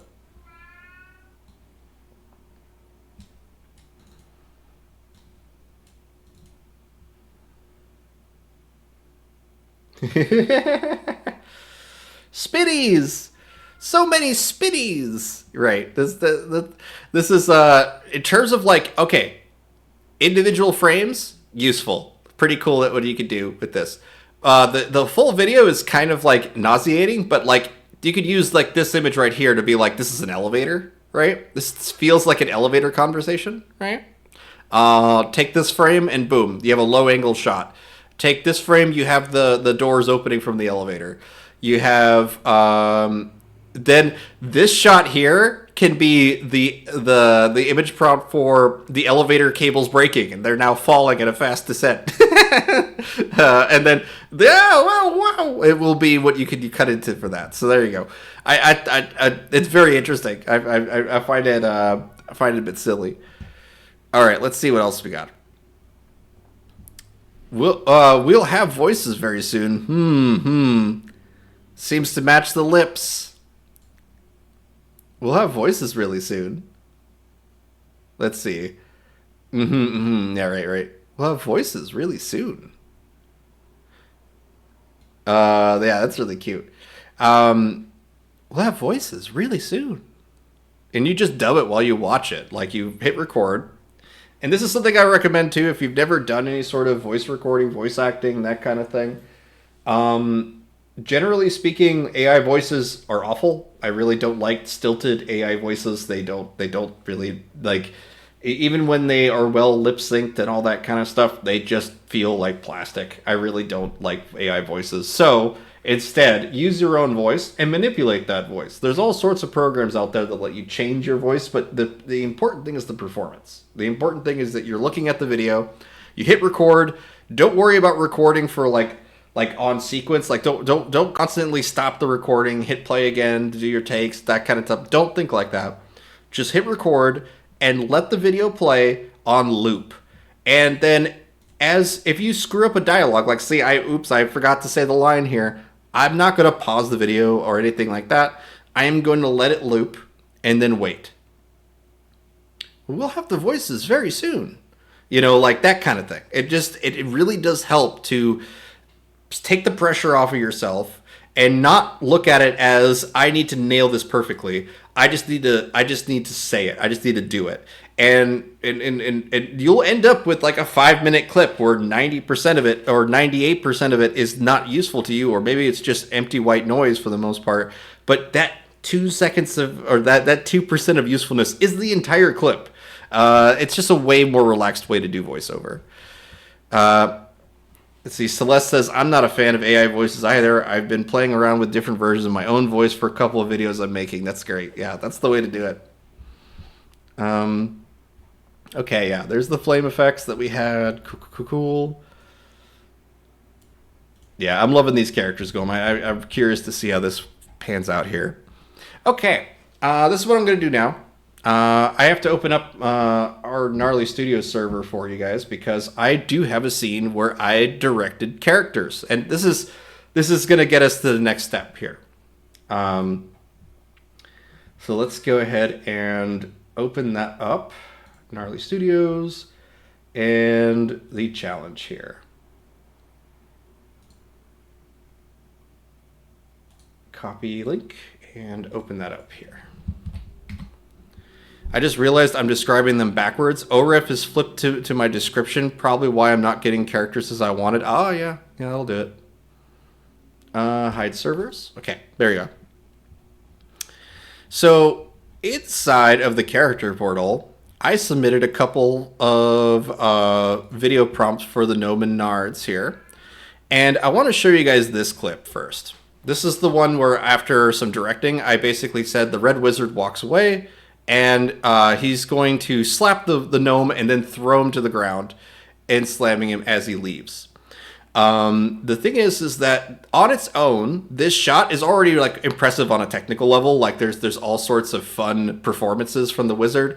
There's some awkwardness like when it comes to the timing and pacing, but we can fix all that. I'm not worried about that. In fact, I feel like I need to ramp up the speed on a third of this clip anyway.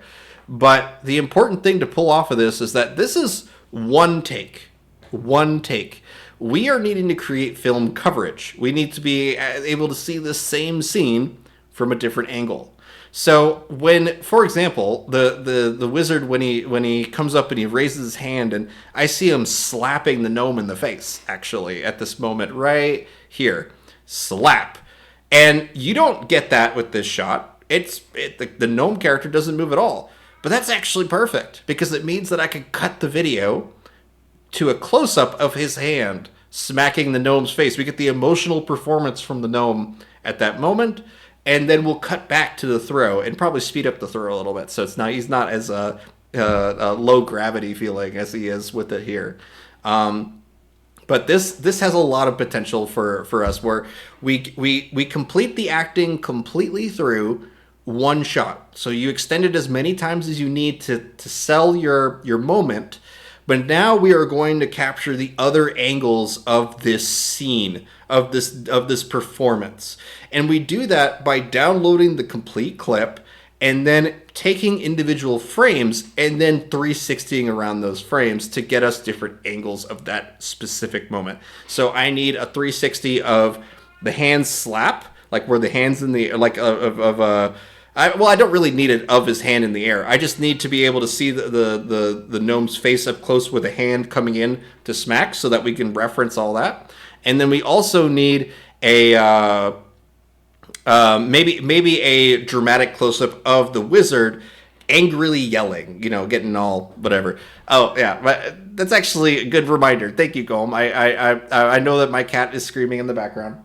Rhapsody's not here in order to tell me to stop telling you this story for the 12,000th time, but I do have a cat who is very old, 21 years old. She lets me know it every damn day with these screams.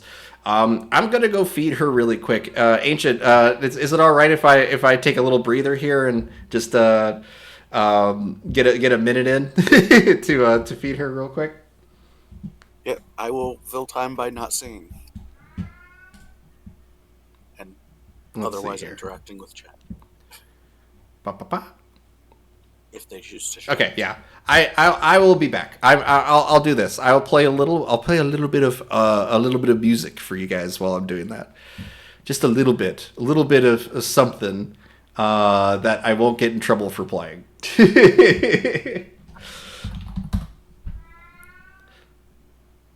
Let's see here. Copyright free music. There we go.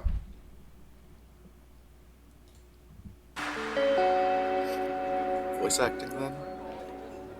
That I can do. Is that even music? It says it's playing here, but I don't hear it. Oh, that's because my headset's broken. Okay. I'll be right back, guys. I'll be right back.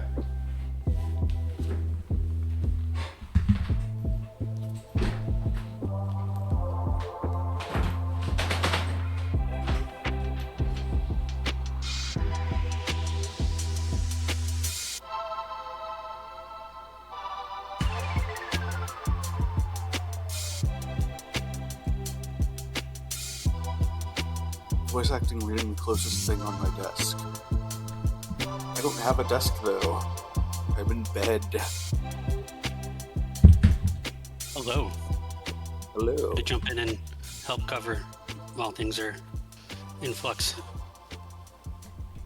But yeah, voice acting. Yes. I have done Something I'd like to do more. I do I've that. done It's, all right. it's my favorite part of reading to my kids at night. Getting to do the different voices. Okay. I could see, or at least Victor the mouth was moving, but I didn't hear anything.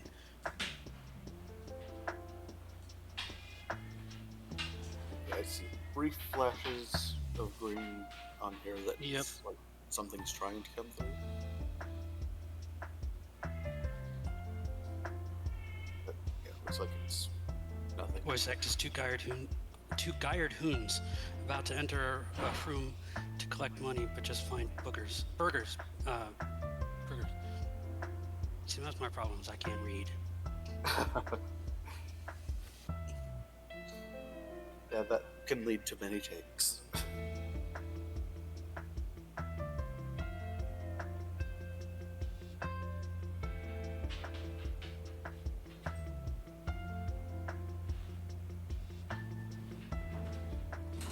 All right. Oh, but how was your pizza? It was very good. We haven't made homemade pizza in a while, so this was good. And my kids, they don't know any better yet, but they keep saying that my pizza's the best. So I'll take it. But yeah, they haven't had real New York pizza yet, so I'll let them off the hook. And there are many types of good pizza. So. I know. I've only had one really bad experience with Chicago pizza, but I'm a big fan of the New York slice. What kind of bad experience did you have with Chicago pizza? We stayed in Chicago, we got in late, and to the hotel we had Chicago, I don't even know from where, but it was delivered and it was soggy and it was gross. Yeah, that'll do it. It's definitely something you want as fresh as possible. Or a complete day later. That I get. It actually stays together more a day later. Yeah, that makes a lot of sense. I'm actually interested. Jeez, Tom is making a stretched Victor. I'm actually interested while we're hanging out in VC Text. Does anyone here have experience with voice acting or voice recording or anything like that?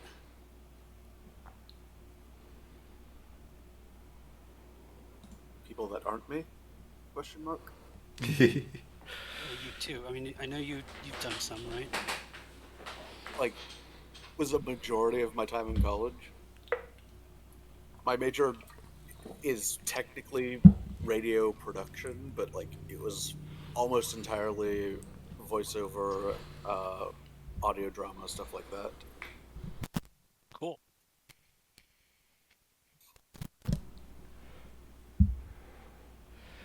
All right, I'm back. Sorry about that. When you hear your voice Awesome. recorded at that time, that's perfectly natural.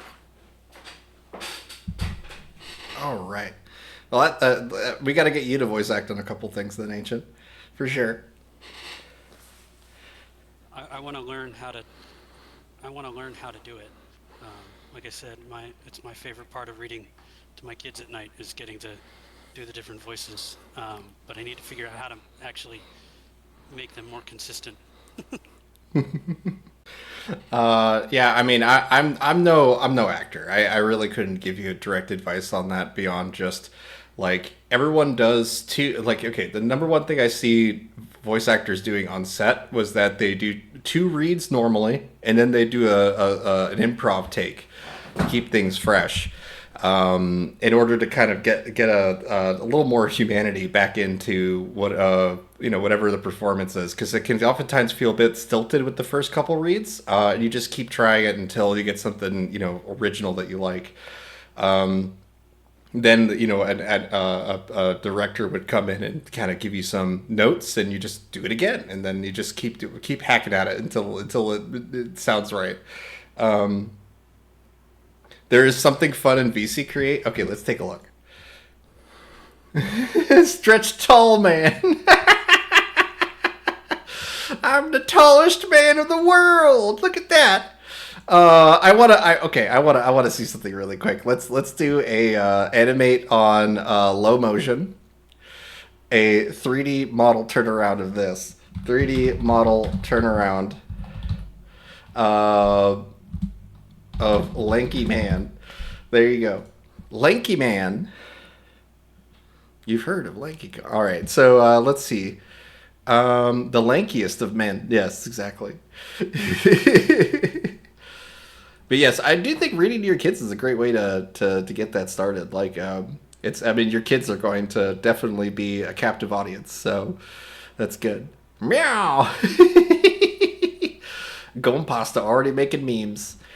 Okay, we'll see how the lanky man comes out here. It's too funny. I see where you got it from. Yeah, it's taking screenshots of this stream is so funny. Whenever you guys do that, it's a hoot. Let's see here. Okay, yes, here's our flame walk that I rendered earlier. This looks really cool. Look how much better the flames look being all rendered and composited into place here. There are still a couple flickers here and there, but I do like this a lot more. Okay. Now let's try to complete this one of these scenes here, because I recognize we've been bouncing around a lot. Yeah, flames, fire. Oh, there you go. Starting off with the flame effect. I see what you did here. That's cool. What would be kind of interesting would be to take the frame of him and remove him and then use that as the starting frame, which is part of the tutorial too. Let's see quickly. Wait, Ministry of Silly Walks. You did a Ministry of Silly Walks with this guy? Look at that first one. Oh, God. Oh, so many silly laps. His head is so small. His small head. Okay. That's too funny, but okay. All right.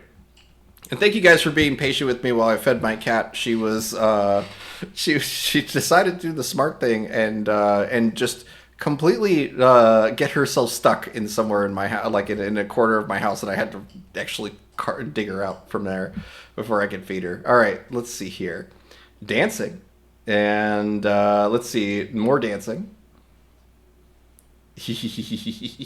Oftentimes capes will just manifest off of Victor-like characters, I've noticed. But there we go. All right, so our 3D turnaround. We have all that we need off of like the third result. It seems like I would probably in-paint a little bit of his jacket to not be so chaotic on the left side of his body to make sure that this renders a little better. But the third one's pretty cool. But yeah, I just want to thank you guys for being patient with me for a second there. I'm sorry I had to put music on for y'all. Let's see here. Okay. The music didn't come through, by the way. Okay, all right, all good. That's fine. I appreciate you guys, Legal Beagle and Ancient, for filling in time. My voice was your music, exactly. Let's see here. I wanted to complete one of these scenes. I wanted to get us, because I know that we could start directing this one here. I wanted to see some of the results from midjourney.com in order for us to dial back to Autumn and Azure. So let me just scroll back here. Here's the embrace, the kiss. See if we got any good kisses. Getting good smooches.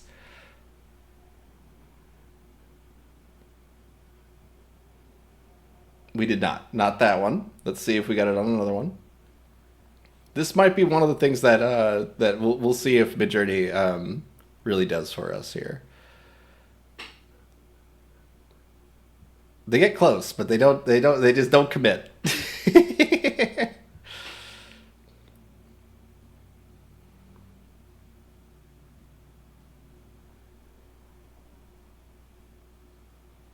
It's very close, but they're just not committing. Let's see, this third ending clip here. Yeah, we don't really get all the way to the kiss, but what we can do is we could go to a close-up of a kiss and then use that as a cut for this. So let's just take, I think the second one was probably, yeah, I kind of like how it stilts there. So let's go ahead and hit download raw video. Okay. Open that up in Chrome. What did you load up here? Let's see. It's the flame guy. Oh, I love the flame on the torch is like a magic flame compared to this is awesome. That's really cool. I troll free. How did you make this one? Did you start off with did you have a start and end frame on this one, or what did you do exactly? I'm curious. This is really badass, actually.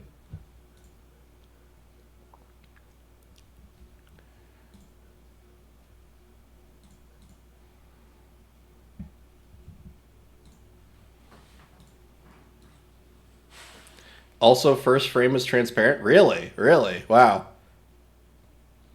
Okay, cool. Thanks for pinging him. So right around here, where she's like coming in close, right here is where I'm going to cut the video. So I would recommend we use this as the frame. Copy image, copy video frame. And this time we are going to use the Midjourney editor to do this. We could just take a snippet and work with Photoshop, do all that kind of stuff. Let's just use the snipping tool and then bring this into the Midjourney editor. Let's go for like this. Boom. Copy. And come on to VC Create. Just kung fu. You dancing kung fu moves. There you go. Yep. Again, a cape generates off of cowboy band Lanky Vic here. Failing to scratch his calf, disappointed in the face. Dance foo. Okay, I'm going to submit this. This is going to be our image prompt. And now we are going to hop ourselves back to the original prompt. So we're going to hit /imagine, paste the link to this image here in order to use it as an image prompt. We're basically going to guide it as a close-up 2-shot. So right-click on the image, copy image address, paste the image into here, and now let's grab the original prompts for these. We need the Omni reference for these characters, so that will be a little bit farther back. Here we go. We have our Omni reference. Copy the address for this. I'm going to write --oref and paste that. Aspect ratio 16:9. And let's say that this is a passionate kiss in a dark fantasy anime. We probably don't need to write that, but I'm going to write it anyway. And then we'll just submit it from here. We'll probably bump up the image weight too.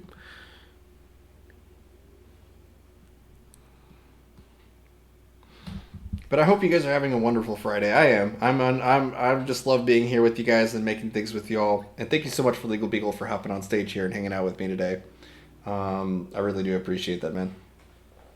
Anytime.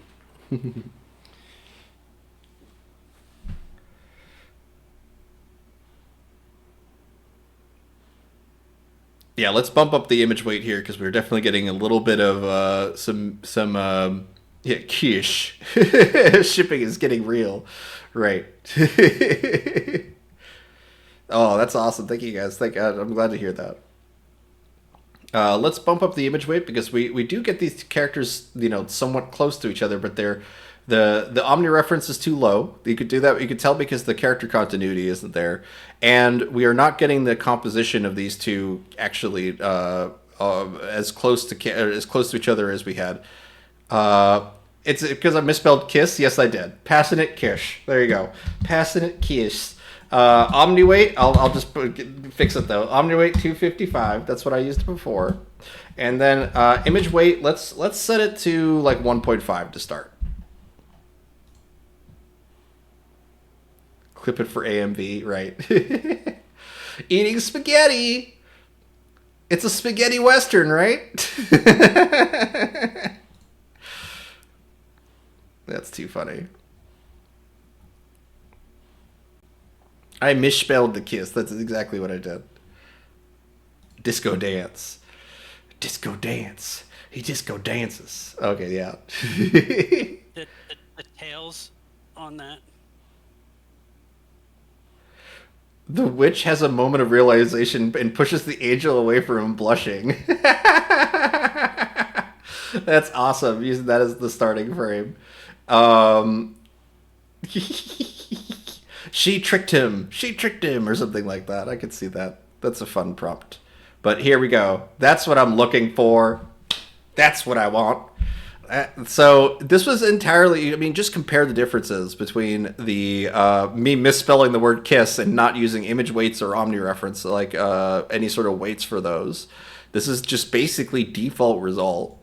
And then this is reiterating on it. And we suddenly have like at least two usable shots here. Some of them would require some in painting to fix minor details, but the thing is like this third result here is pretty good. I think that it gets us where we need to go, and this second result's pretty good too. I think actually the second. Oh no, this one's good. Let's go with this.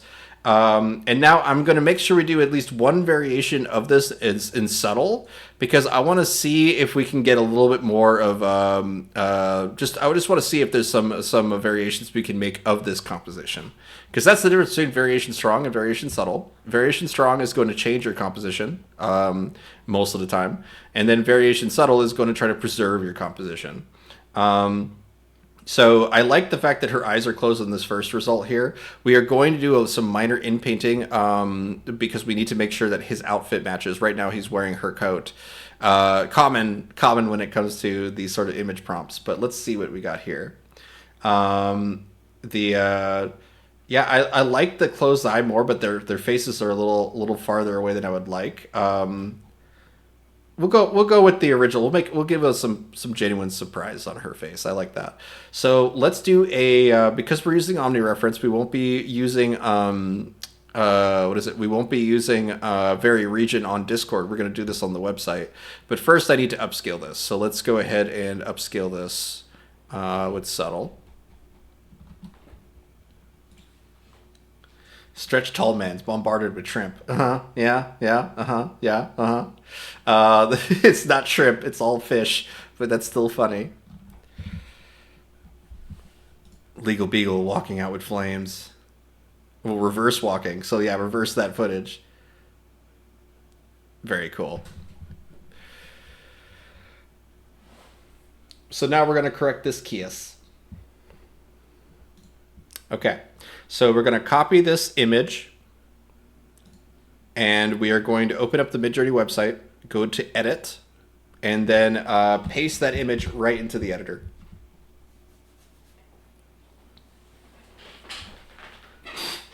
Okay. And now that we have this image here, I want to grab a reference, a character reference for the male character Azure here. So first thing I need to do is, because we're going to be using character reference and not omni reference, we first need to make sure we switch it to either version 6.1 or version or Niji 6. Either version will work. Version 6.1, in my opinion, has better volumetrics of space, so like better understanding of depth in space. So let's do that, because we do have an over-the-shoulder sort of shot here. It's not very literal, straight-on kind of thing. So I'm going to use 6.1. And then inside of character reference, I'm going to click on that, and I'll be able to go through my image library. And you can see that I've already have Azure lined up as a solo reference. So if I were to use the character reference of both of them together, it would merge their details. That's one of the reasons that that he's also wearing her coat in this image. But what I'm going to do is use this image of Azure. I'm going to say that it is a angelic white knight in white armor. There is a full prompt description from Tanner for this character, but this should be fine for now. I'm going to go ahead and highlight everything that does not match this character design, including, I'm going to include the eye as well. I want him looking into her eyes here. So let's do this, okay? And then I'm just going to hit submit. Because the character reference already features a ton of animated stuff, I shouldn't have to reiterate that. It should be able to understand that enough to put this in, but we'll see how it goes from here. They're already exchanging Letterman jackets. It's getting serious. There you go. That's too funny, Zero. But look at that. Look how good of a job it made the ornate armor on his outfit, as well as fixing his eye there. So that's really cool. I think this one. This one's my favorite out of them all. Okay, so now we have this. And let's go ahead and we could just render this as video by itself and see if we can get an actual kissing frame here, because I'm curious if we're going to need to image prompt that to encourage like something longer. This is the funniest turn of events. Yeah, it is.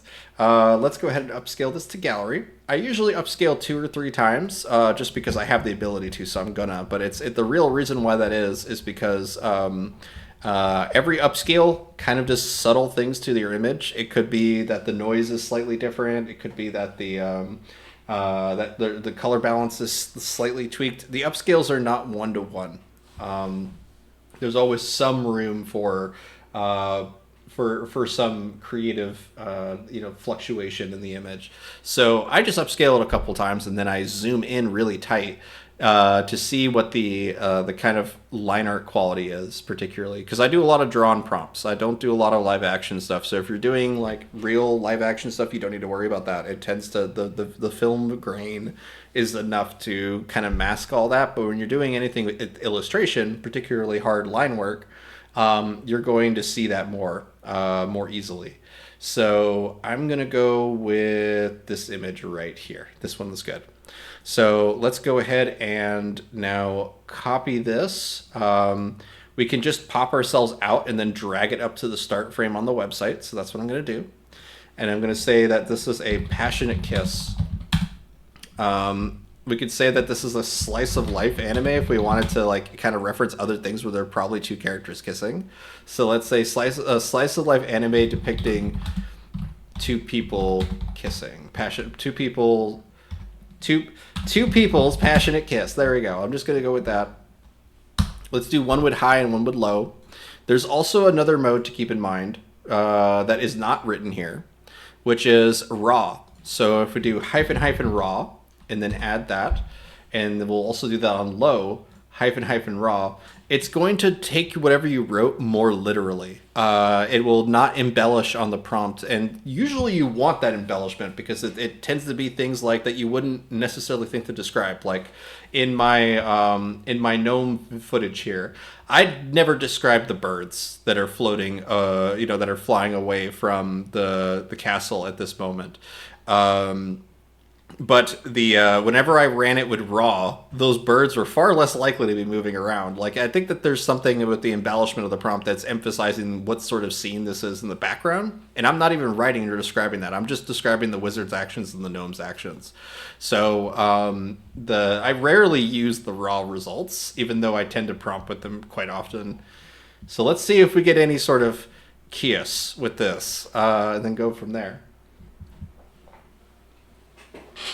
I do want to invite you guys that after this stream, we have something called the show after the show, which is your chance to hop on stage and talk to us directly as a group, and ask any questions or anything like that I may have missed during the stream or otherwise just didn't get a chance to do.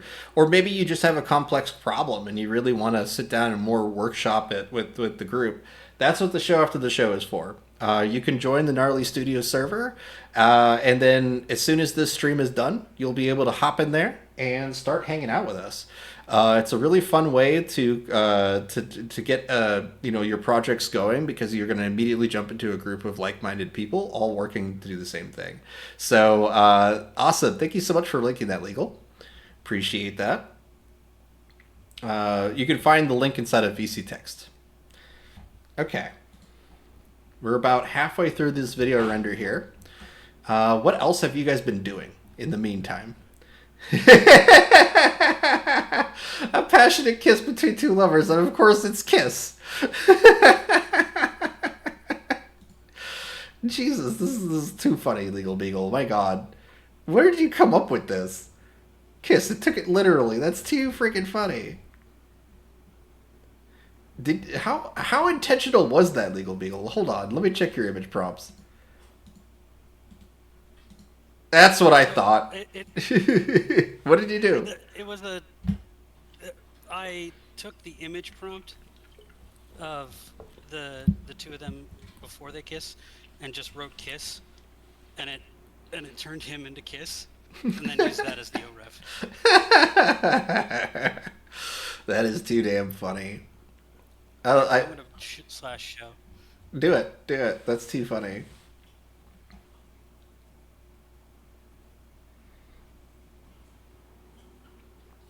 I do see we got a couple new people here, so if again, feel free to chime inside of VC Text. If you got anything you got going on, or you got a curiosity that you want to explore, more than happy to do it with you here. Oh, that's funny. Yeah, you definitely got that kiss influence there. Okay, we have photorealistic Autumn, it turns out. Yeah, right? Yeah, the photo, that's pretty cute. She looks like from like what do you call it? Like when she's wearing the makeup, she's basically Harley Quinn at this point. But I do see all sorts of other there's a couple old witch movies I can definitely think of. But it's eluding me right now. It's no big deal. Okay, let's see here. Comedy anime, the witch suddenly blushes and pushes the angel away, zoom out shot. Let's take a look what you guys rendered here. That's cute. Yeah, sometimes when it comes to the direction, like you could see that there was no way for it to know that her outfit was, orange in the rest of the shot, or what his outfit looks like at all, because it's basing it off of only this one image, the zoom in that I used. It's part of the reason why it's important to maybe not start with the original frame that you need the shot to start with, but instead start with your first. Before you do an extension, you're actually just having a shot that captures the characters in full, so that it will always reference that when you're making it from there. Okay. Ooh, from Legal Beagle, we did get a good kiss though. That's a really cute one. The fourth one, I like that. All right, let's take a look at our videos. I imagine that they're done now.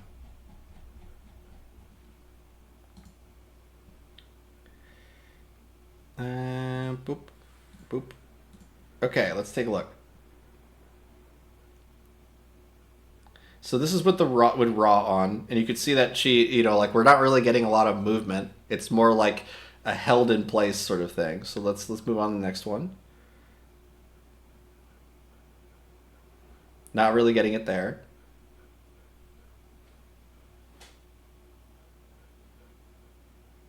Oh, we almost got it with this third one here. I think we need to give more direction. Oh, this one's okay. This one's okay, but I think we need to give it more direction. I would say that depicting two people's, let's say, two people begin a passionate kiss, then lean into each other.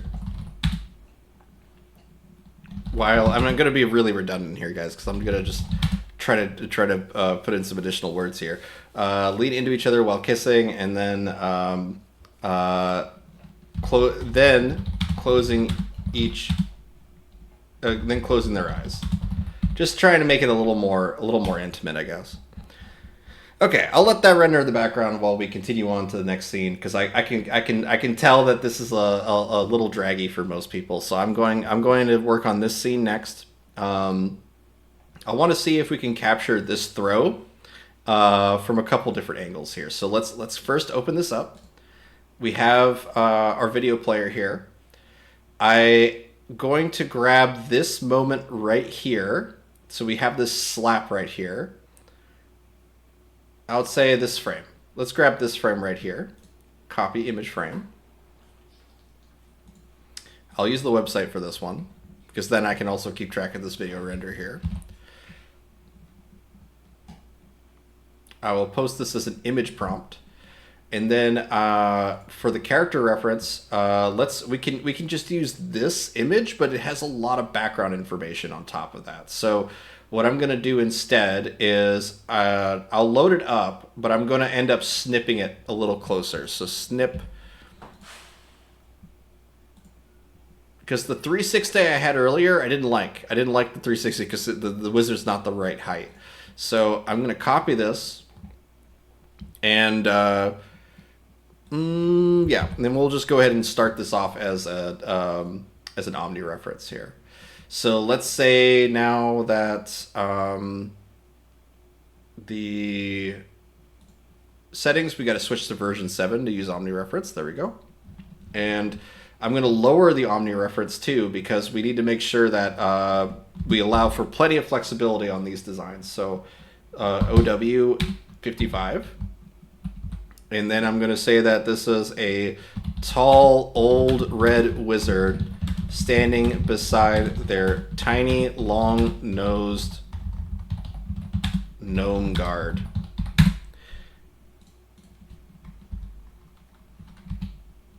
Okay. And we do have the image prompt in there that we're going to use later, but I'm probably going to lower the weight of that because I don't want it to influence the composition too much. I just want to reference kind of some of the design aspects of this, or some of the silhouettes or the shapes of this, the shape language of this. And we're going to change this to like 0.4 or 0.3, something like that. And then AR-16-9. Normally we'd be creating a character turnaround for both of these, or at least in this moment here, but I'm going to see how well we can just kind of barrel through this a little bit. I'm going to jump in real quick because I think I noticed something, especially with if you look at VC Create, the one I just posted, the original OREF or the first frame,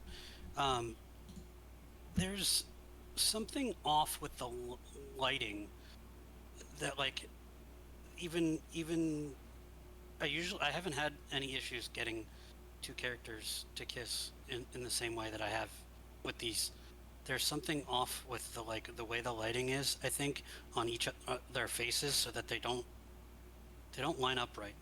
Well, I mean, her face is covered in shadow because it's in the hat of a large witch brim, and that's probably where that influence is coming from. You did get a proper kiss though on the it's like a kiss of the cheek more than anything else, but yeah, it is very cute though. I think the first I'm gonna go with the first one here because I do like that. I'm gonna go ahead and upscale that. What did you guys do here? Why are they comedy anime ad for all you can eat popcorn shrimp $5.99?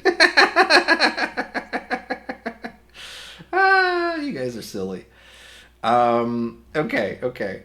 Let's see here. There's the clip.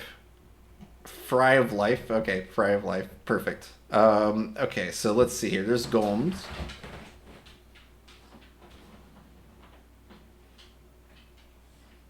Ooh. We need to describe the characters having angel wings, though, in order for this zoom out to work. It's pretty cool. I love the pose that she's in on this first result here. Oh, you can eat shrimp. Okay. Just the text floating above it. Thank you, Agent. Okay. There's the comedy. Ooh. Comedy anime. The witch suddenly blushes and pushes the angel in. Zoom out.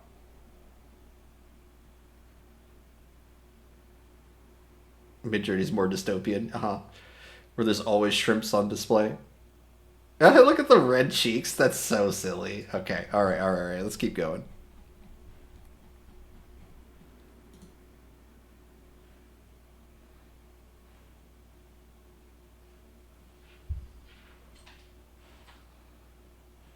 Yeah, I mean, it's intimate. It's certainly intimate. Lips gently touching as they close eyes. Yeah. You're going in the right direction with this Fungi Mancer, trying to get more performance out of the individual moments from this. There are some prompts I just have to run on various things. Yeah. I think it's the shadow makes it think that her face is further away than it is. Yeah, I could see that. Um, Now with the kiss that I mean I could easily input like a bit more of a direction. I mean this is a little steamy right here. But let's go for something a little like let's try to lean on what Legal Beagle is saying here and try to get us um a little more like balance between the two characters, I would say. So like if we take this image here, um, and maybe use one of the previous ones where they're not so close to each other. It's probably going to be the way to do it. But it's hard to encourage them to do both. Like, uh, yeah. So this is what I'm going to do. Let's go ahead and get a good shot of this frame here, something like this. And I'm just going to inpaint the actual interaction between them and see if we can maybe improve it that way. So I'll take this frame right here, copy current frame.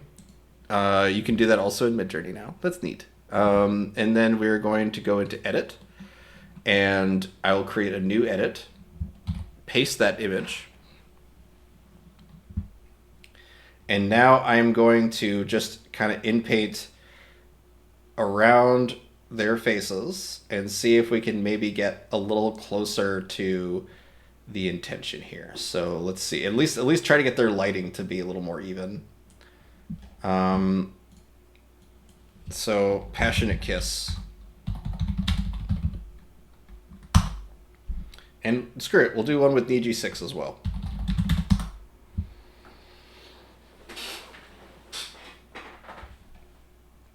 But no, I do agree with you. I do think there's an element here that it has to do with it's not seeing them as two separate people. At least in as close as they are. Like the end frame of this one's actually pretty good because like now he has highlight on his face. Wait, I actually missed the copy current frame thing. Yeah, look, is that on web? So here's the deal. You have it on Chrome, but you also have it on midjourney.com. So if you're on midjourney.com, you can right click on it and see it says copy current frame. It's the top selection here. That lets you copy the frame and use that as the starting point. So we can take this same image or the same starting frame here. Now that there is better definition between these two characters here, like face wise, I think this might be enough. So if we come back into here, click on starting frame, drag that to starting frame. It has knowledge of things described as passionate in the data set. Yeah, it does. So let's go ahead and now copy the prompt by clicking it. I'm going to make sure all these elements are preserved here. Hit submit, and we'll see how that one looks. Okay, all right. So here's what we did with the omnireference focused on these two characters. They're back to back right now. So I think it will be better if I increase the omnireference a little bit and then go from there. I want to see if we can at least have, you know what? I kind of want to make my own sheet for these guys now. I'll worry about this next time. We're getting really close to the end of the stream. I don't want to be jumping around too many scenes here. So I think this will be, we'll save the Red Wizard and Gnome interaction for next time.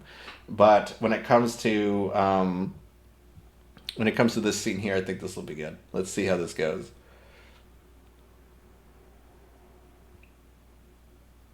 It doesn't know passion, but it knows what people call passionate. AI won't know love. It knows the depictions of love, right? Exactly. And I'm going to copy the prompt from you guys. Because you guys, I look at your verbiage more than anything when it comes to this stuff. So, like, ooh, you got a proper kiss here. Oh my god. Let's upscale this one. I love this kiss. This one's good.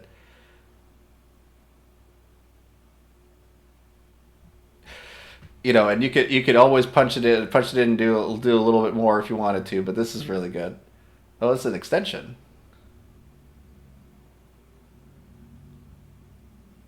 Okay.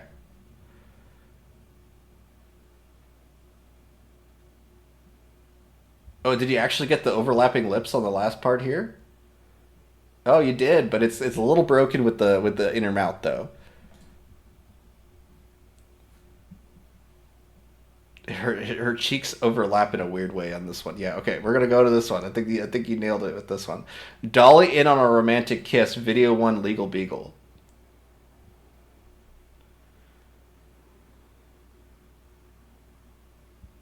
Yeah, I think the third one's probably your best performance on this one. Um, okay, I do like this though a lot, Fungi Mancer. I think you're the winner. I think you're the wiener with this one. Um, he's the wiener. I'm gonna go with this one. I'm gonna download this, and then we'll bring this into a video editing program in order to cut this all together. The way she reacts is quite cute. I know, right? It's so good. And to look at my this version here, because right, I wanted to take your verbiage. That's right. That's right. You got the best result, so I want to use the best dialogue for that. So intimate kiss between two characters, lips gently touching as they closes their eyes, emotional ambience, dolly in on the lips touching with intimacy. That's the good level of redundancy there. I love that. All right, let's go ahead and copy this. And we'll go ahead and hit use on this image here and then paste that into there with this slightly different version. Okay. And we'll have these probably for next time. We'll see. In terms of bringing into a video editing program, I'm going to dig into a lot of that stuff next week. I really wanted to keep everything as much in Midjourney as possible today. When we start to actually cut video, we're gonna have to have Rhapsody here with us, because as much as I am formally trained with Photoshop, Premiere, and After Effects, and all those other Adobe programs, she has all the freeware versions that she'll be doing alongside with me. So as I'm teaching you guys how to do it with Adobe software, she will also be providing you tutorials on how to do it with free software. We do have a library available. Yeah, you can use CapCut and any of the others as well. But we do have a knowledge base where you can find all sorts of alternatives to these professional programs. DaVinci Resolve is what Rhapsody uses, yeah. So let's see here. This is without the verbiage from, what is it, with a slightly different starting image here. Yeah, and it doesn't complete the kiss, so I'm curious if we're able to get it on this last one here. But at least for video editing, it is something that I'm a little nervous about, because I recognize that this is going to be probably the least entertaining version of my streams. Honestly, the video editing is kind of grueling. It's a lot of repetitive noises and sounds. So I'm really glad that we're not working with audio right off the bat. And I feel like I'm gonna need help to keep that one going. So. I love editing. I love editing. It's just backseat driving someone who's editing is not fun. Especially when you don't know what you're like if you have audio clips, just hearing the same lines regurgitated back and forth, or worse, you're scrubbing through audio clips. It's like backseat editing is not fun. My partner bought me a pair of headphones and said, never use your speakers again for editing, because it drove me nuts when I was in film school. So I am a bit nervous about getting into the editing portions of video classes, but editing does bring the story together. Of course, it's more about teaching it than anything else. So lots of teaming up sounds fair. Yeah. 2D animation to a Walkman and audio. There you go. I tried playing with the extend with glitchy stuff for sure. However, still amazing. Nothing that can't be cleaned up. Looking forward to upcoming classes. Let's see.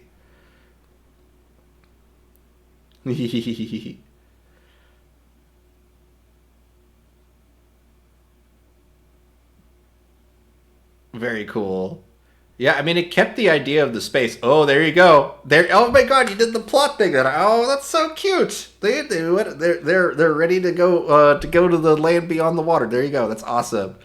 I love that. Great job, Nixie. Thank you for putting that effort in. That's cool.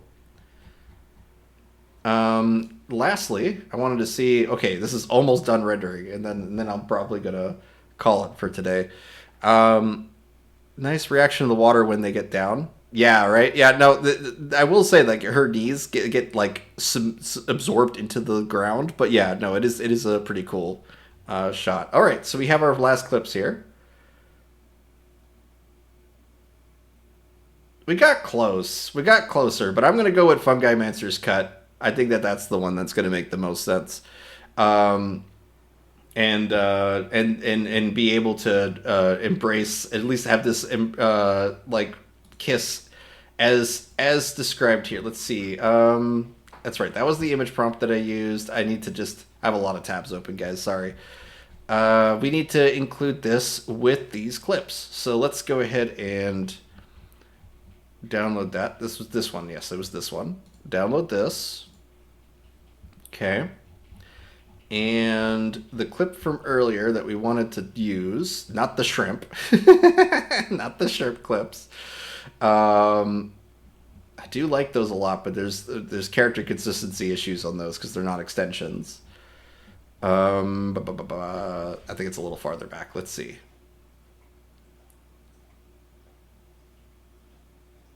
These are pretty cool though. I like how it's like almost like they're about to take off, but I'm trying to find that one last.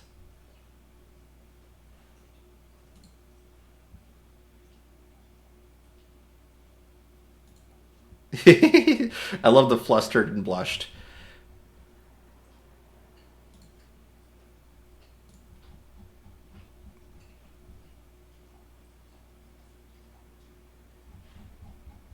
Should be the next one here. Sorry, it takes me a minute because this is definitely a different workflow than working with images. It takes me a second to review every one of them, so it means that there's a little more downtime whenever we're kind of running through these. All right, it's probably on the website. Let's see.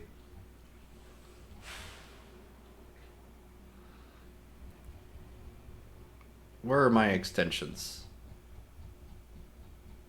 There we go.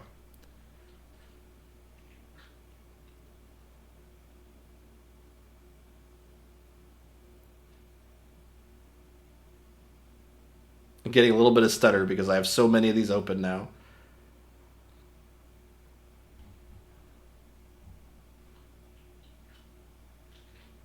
I have to refresh my browser. Hold on.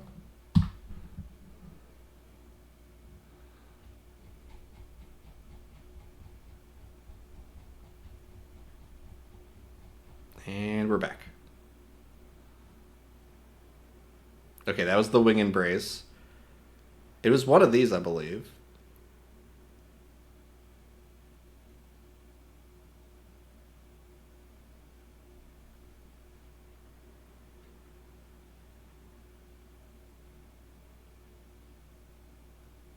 I don't know which one it was.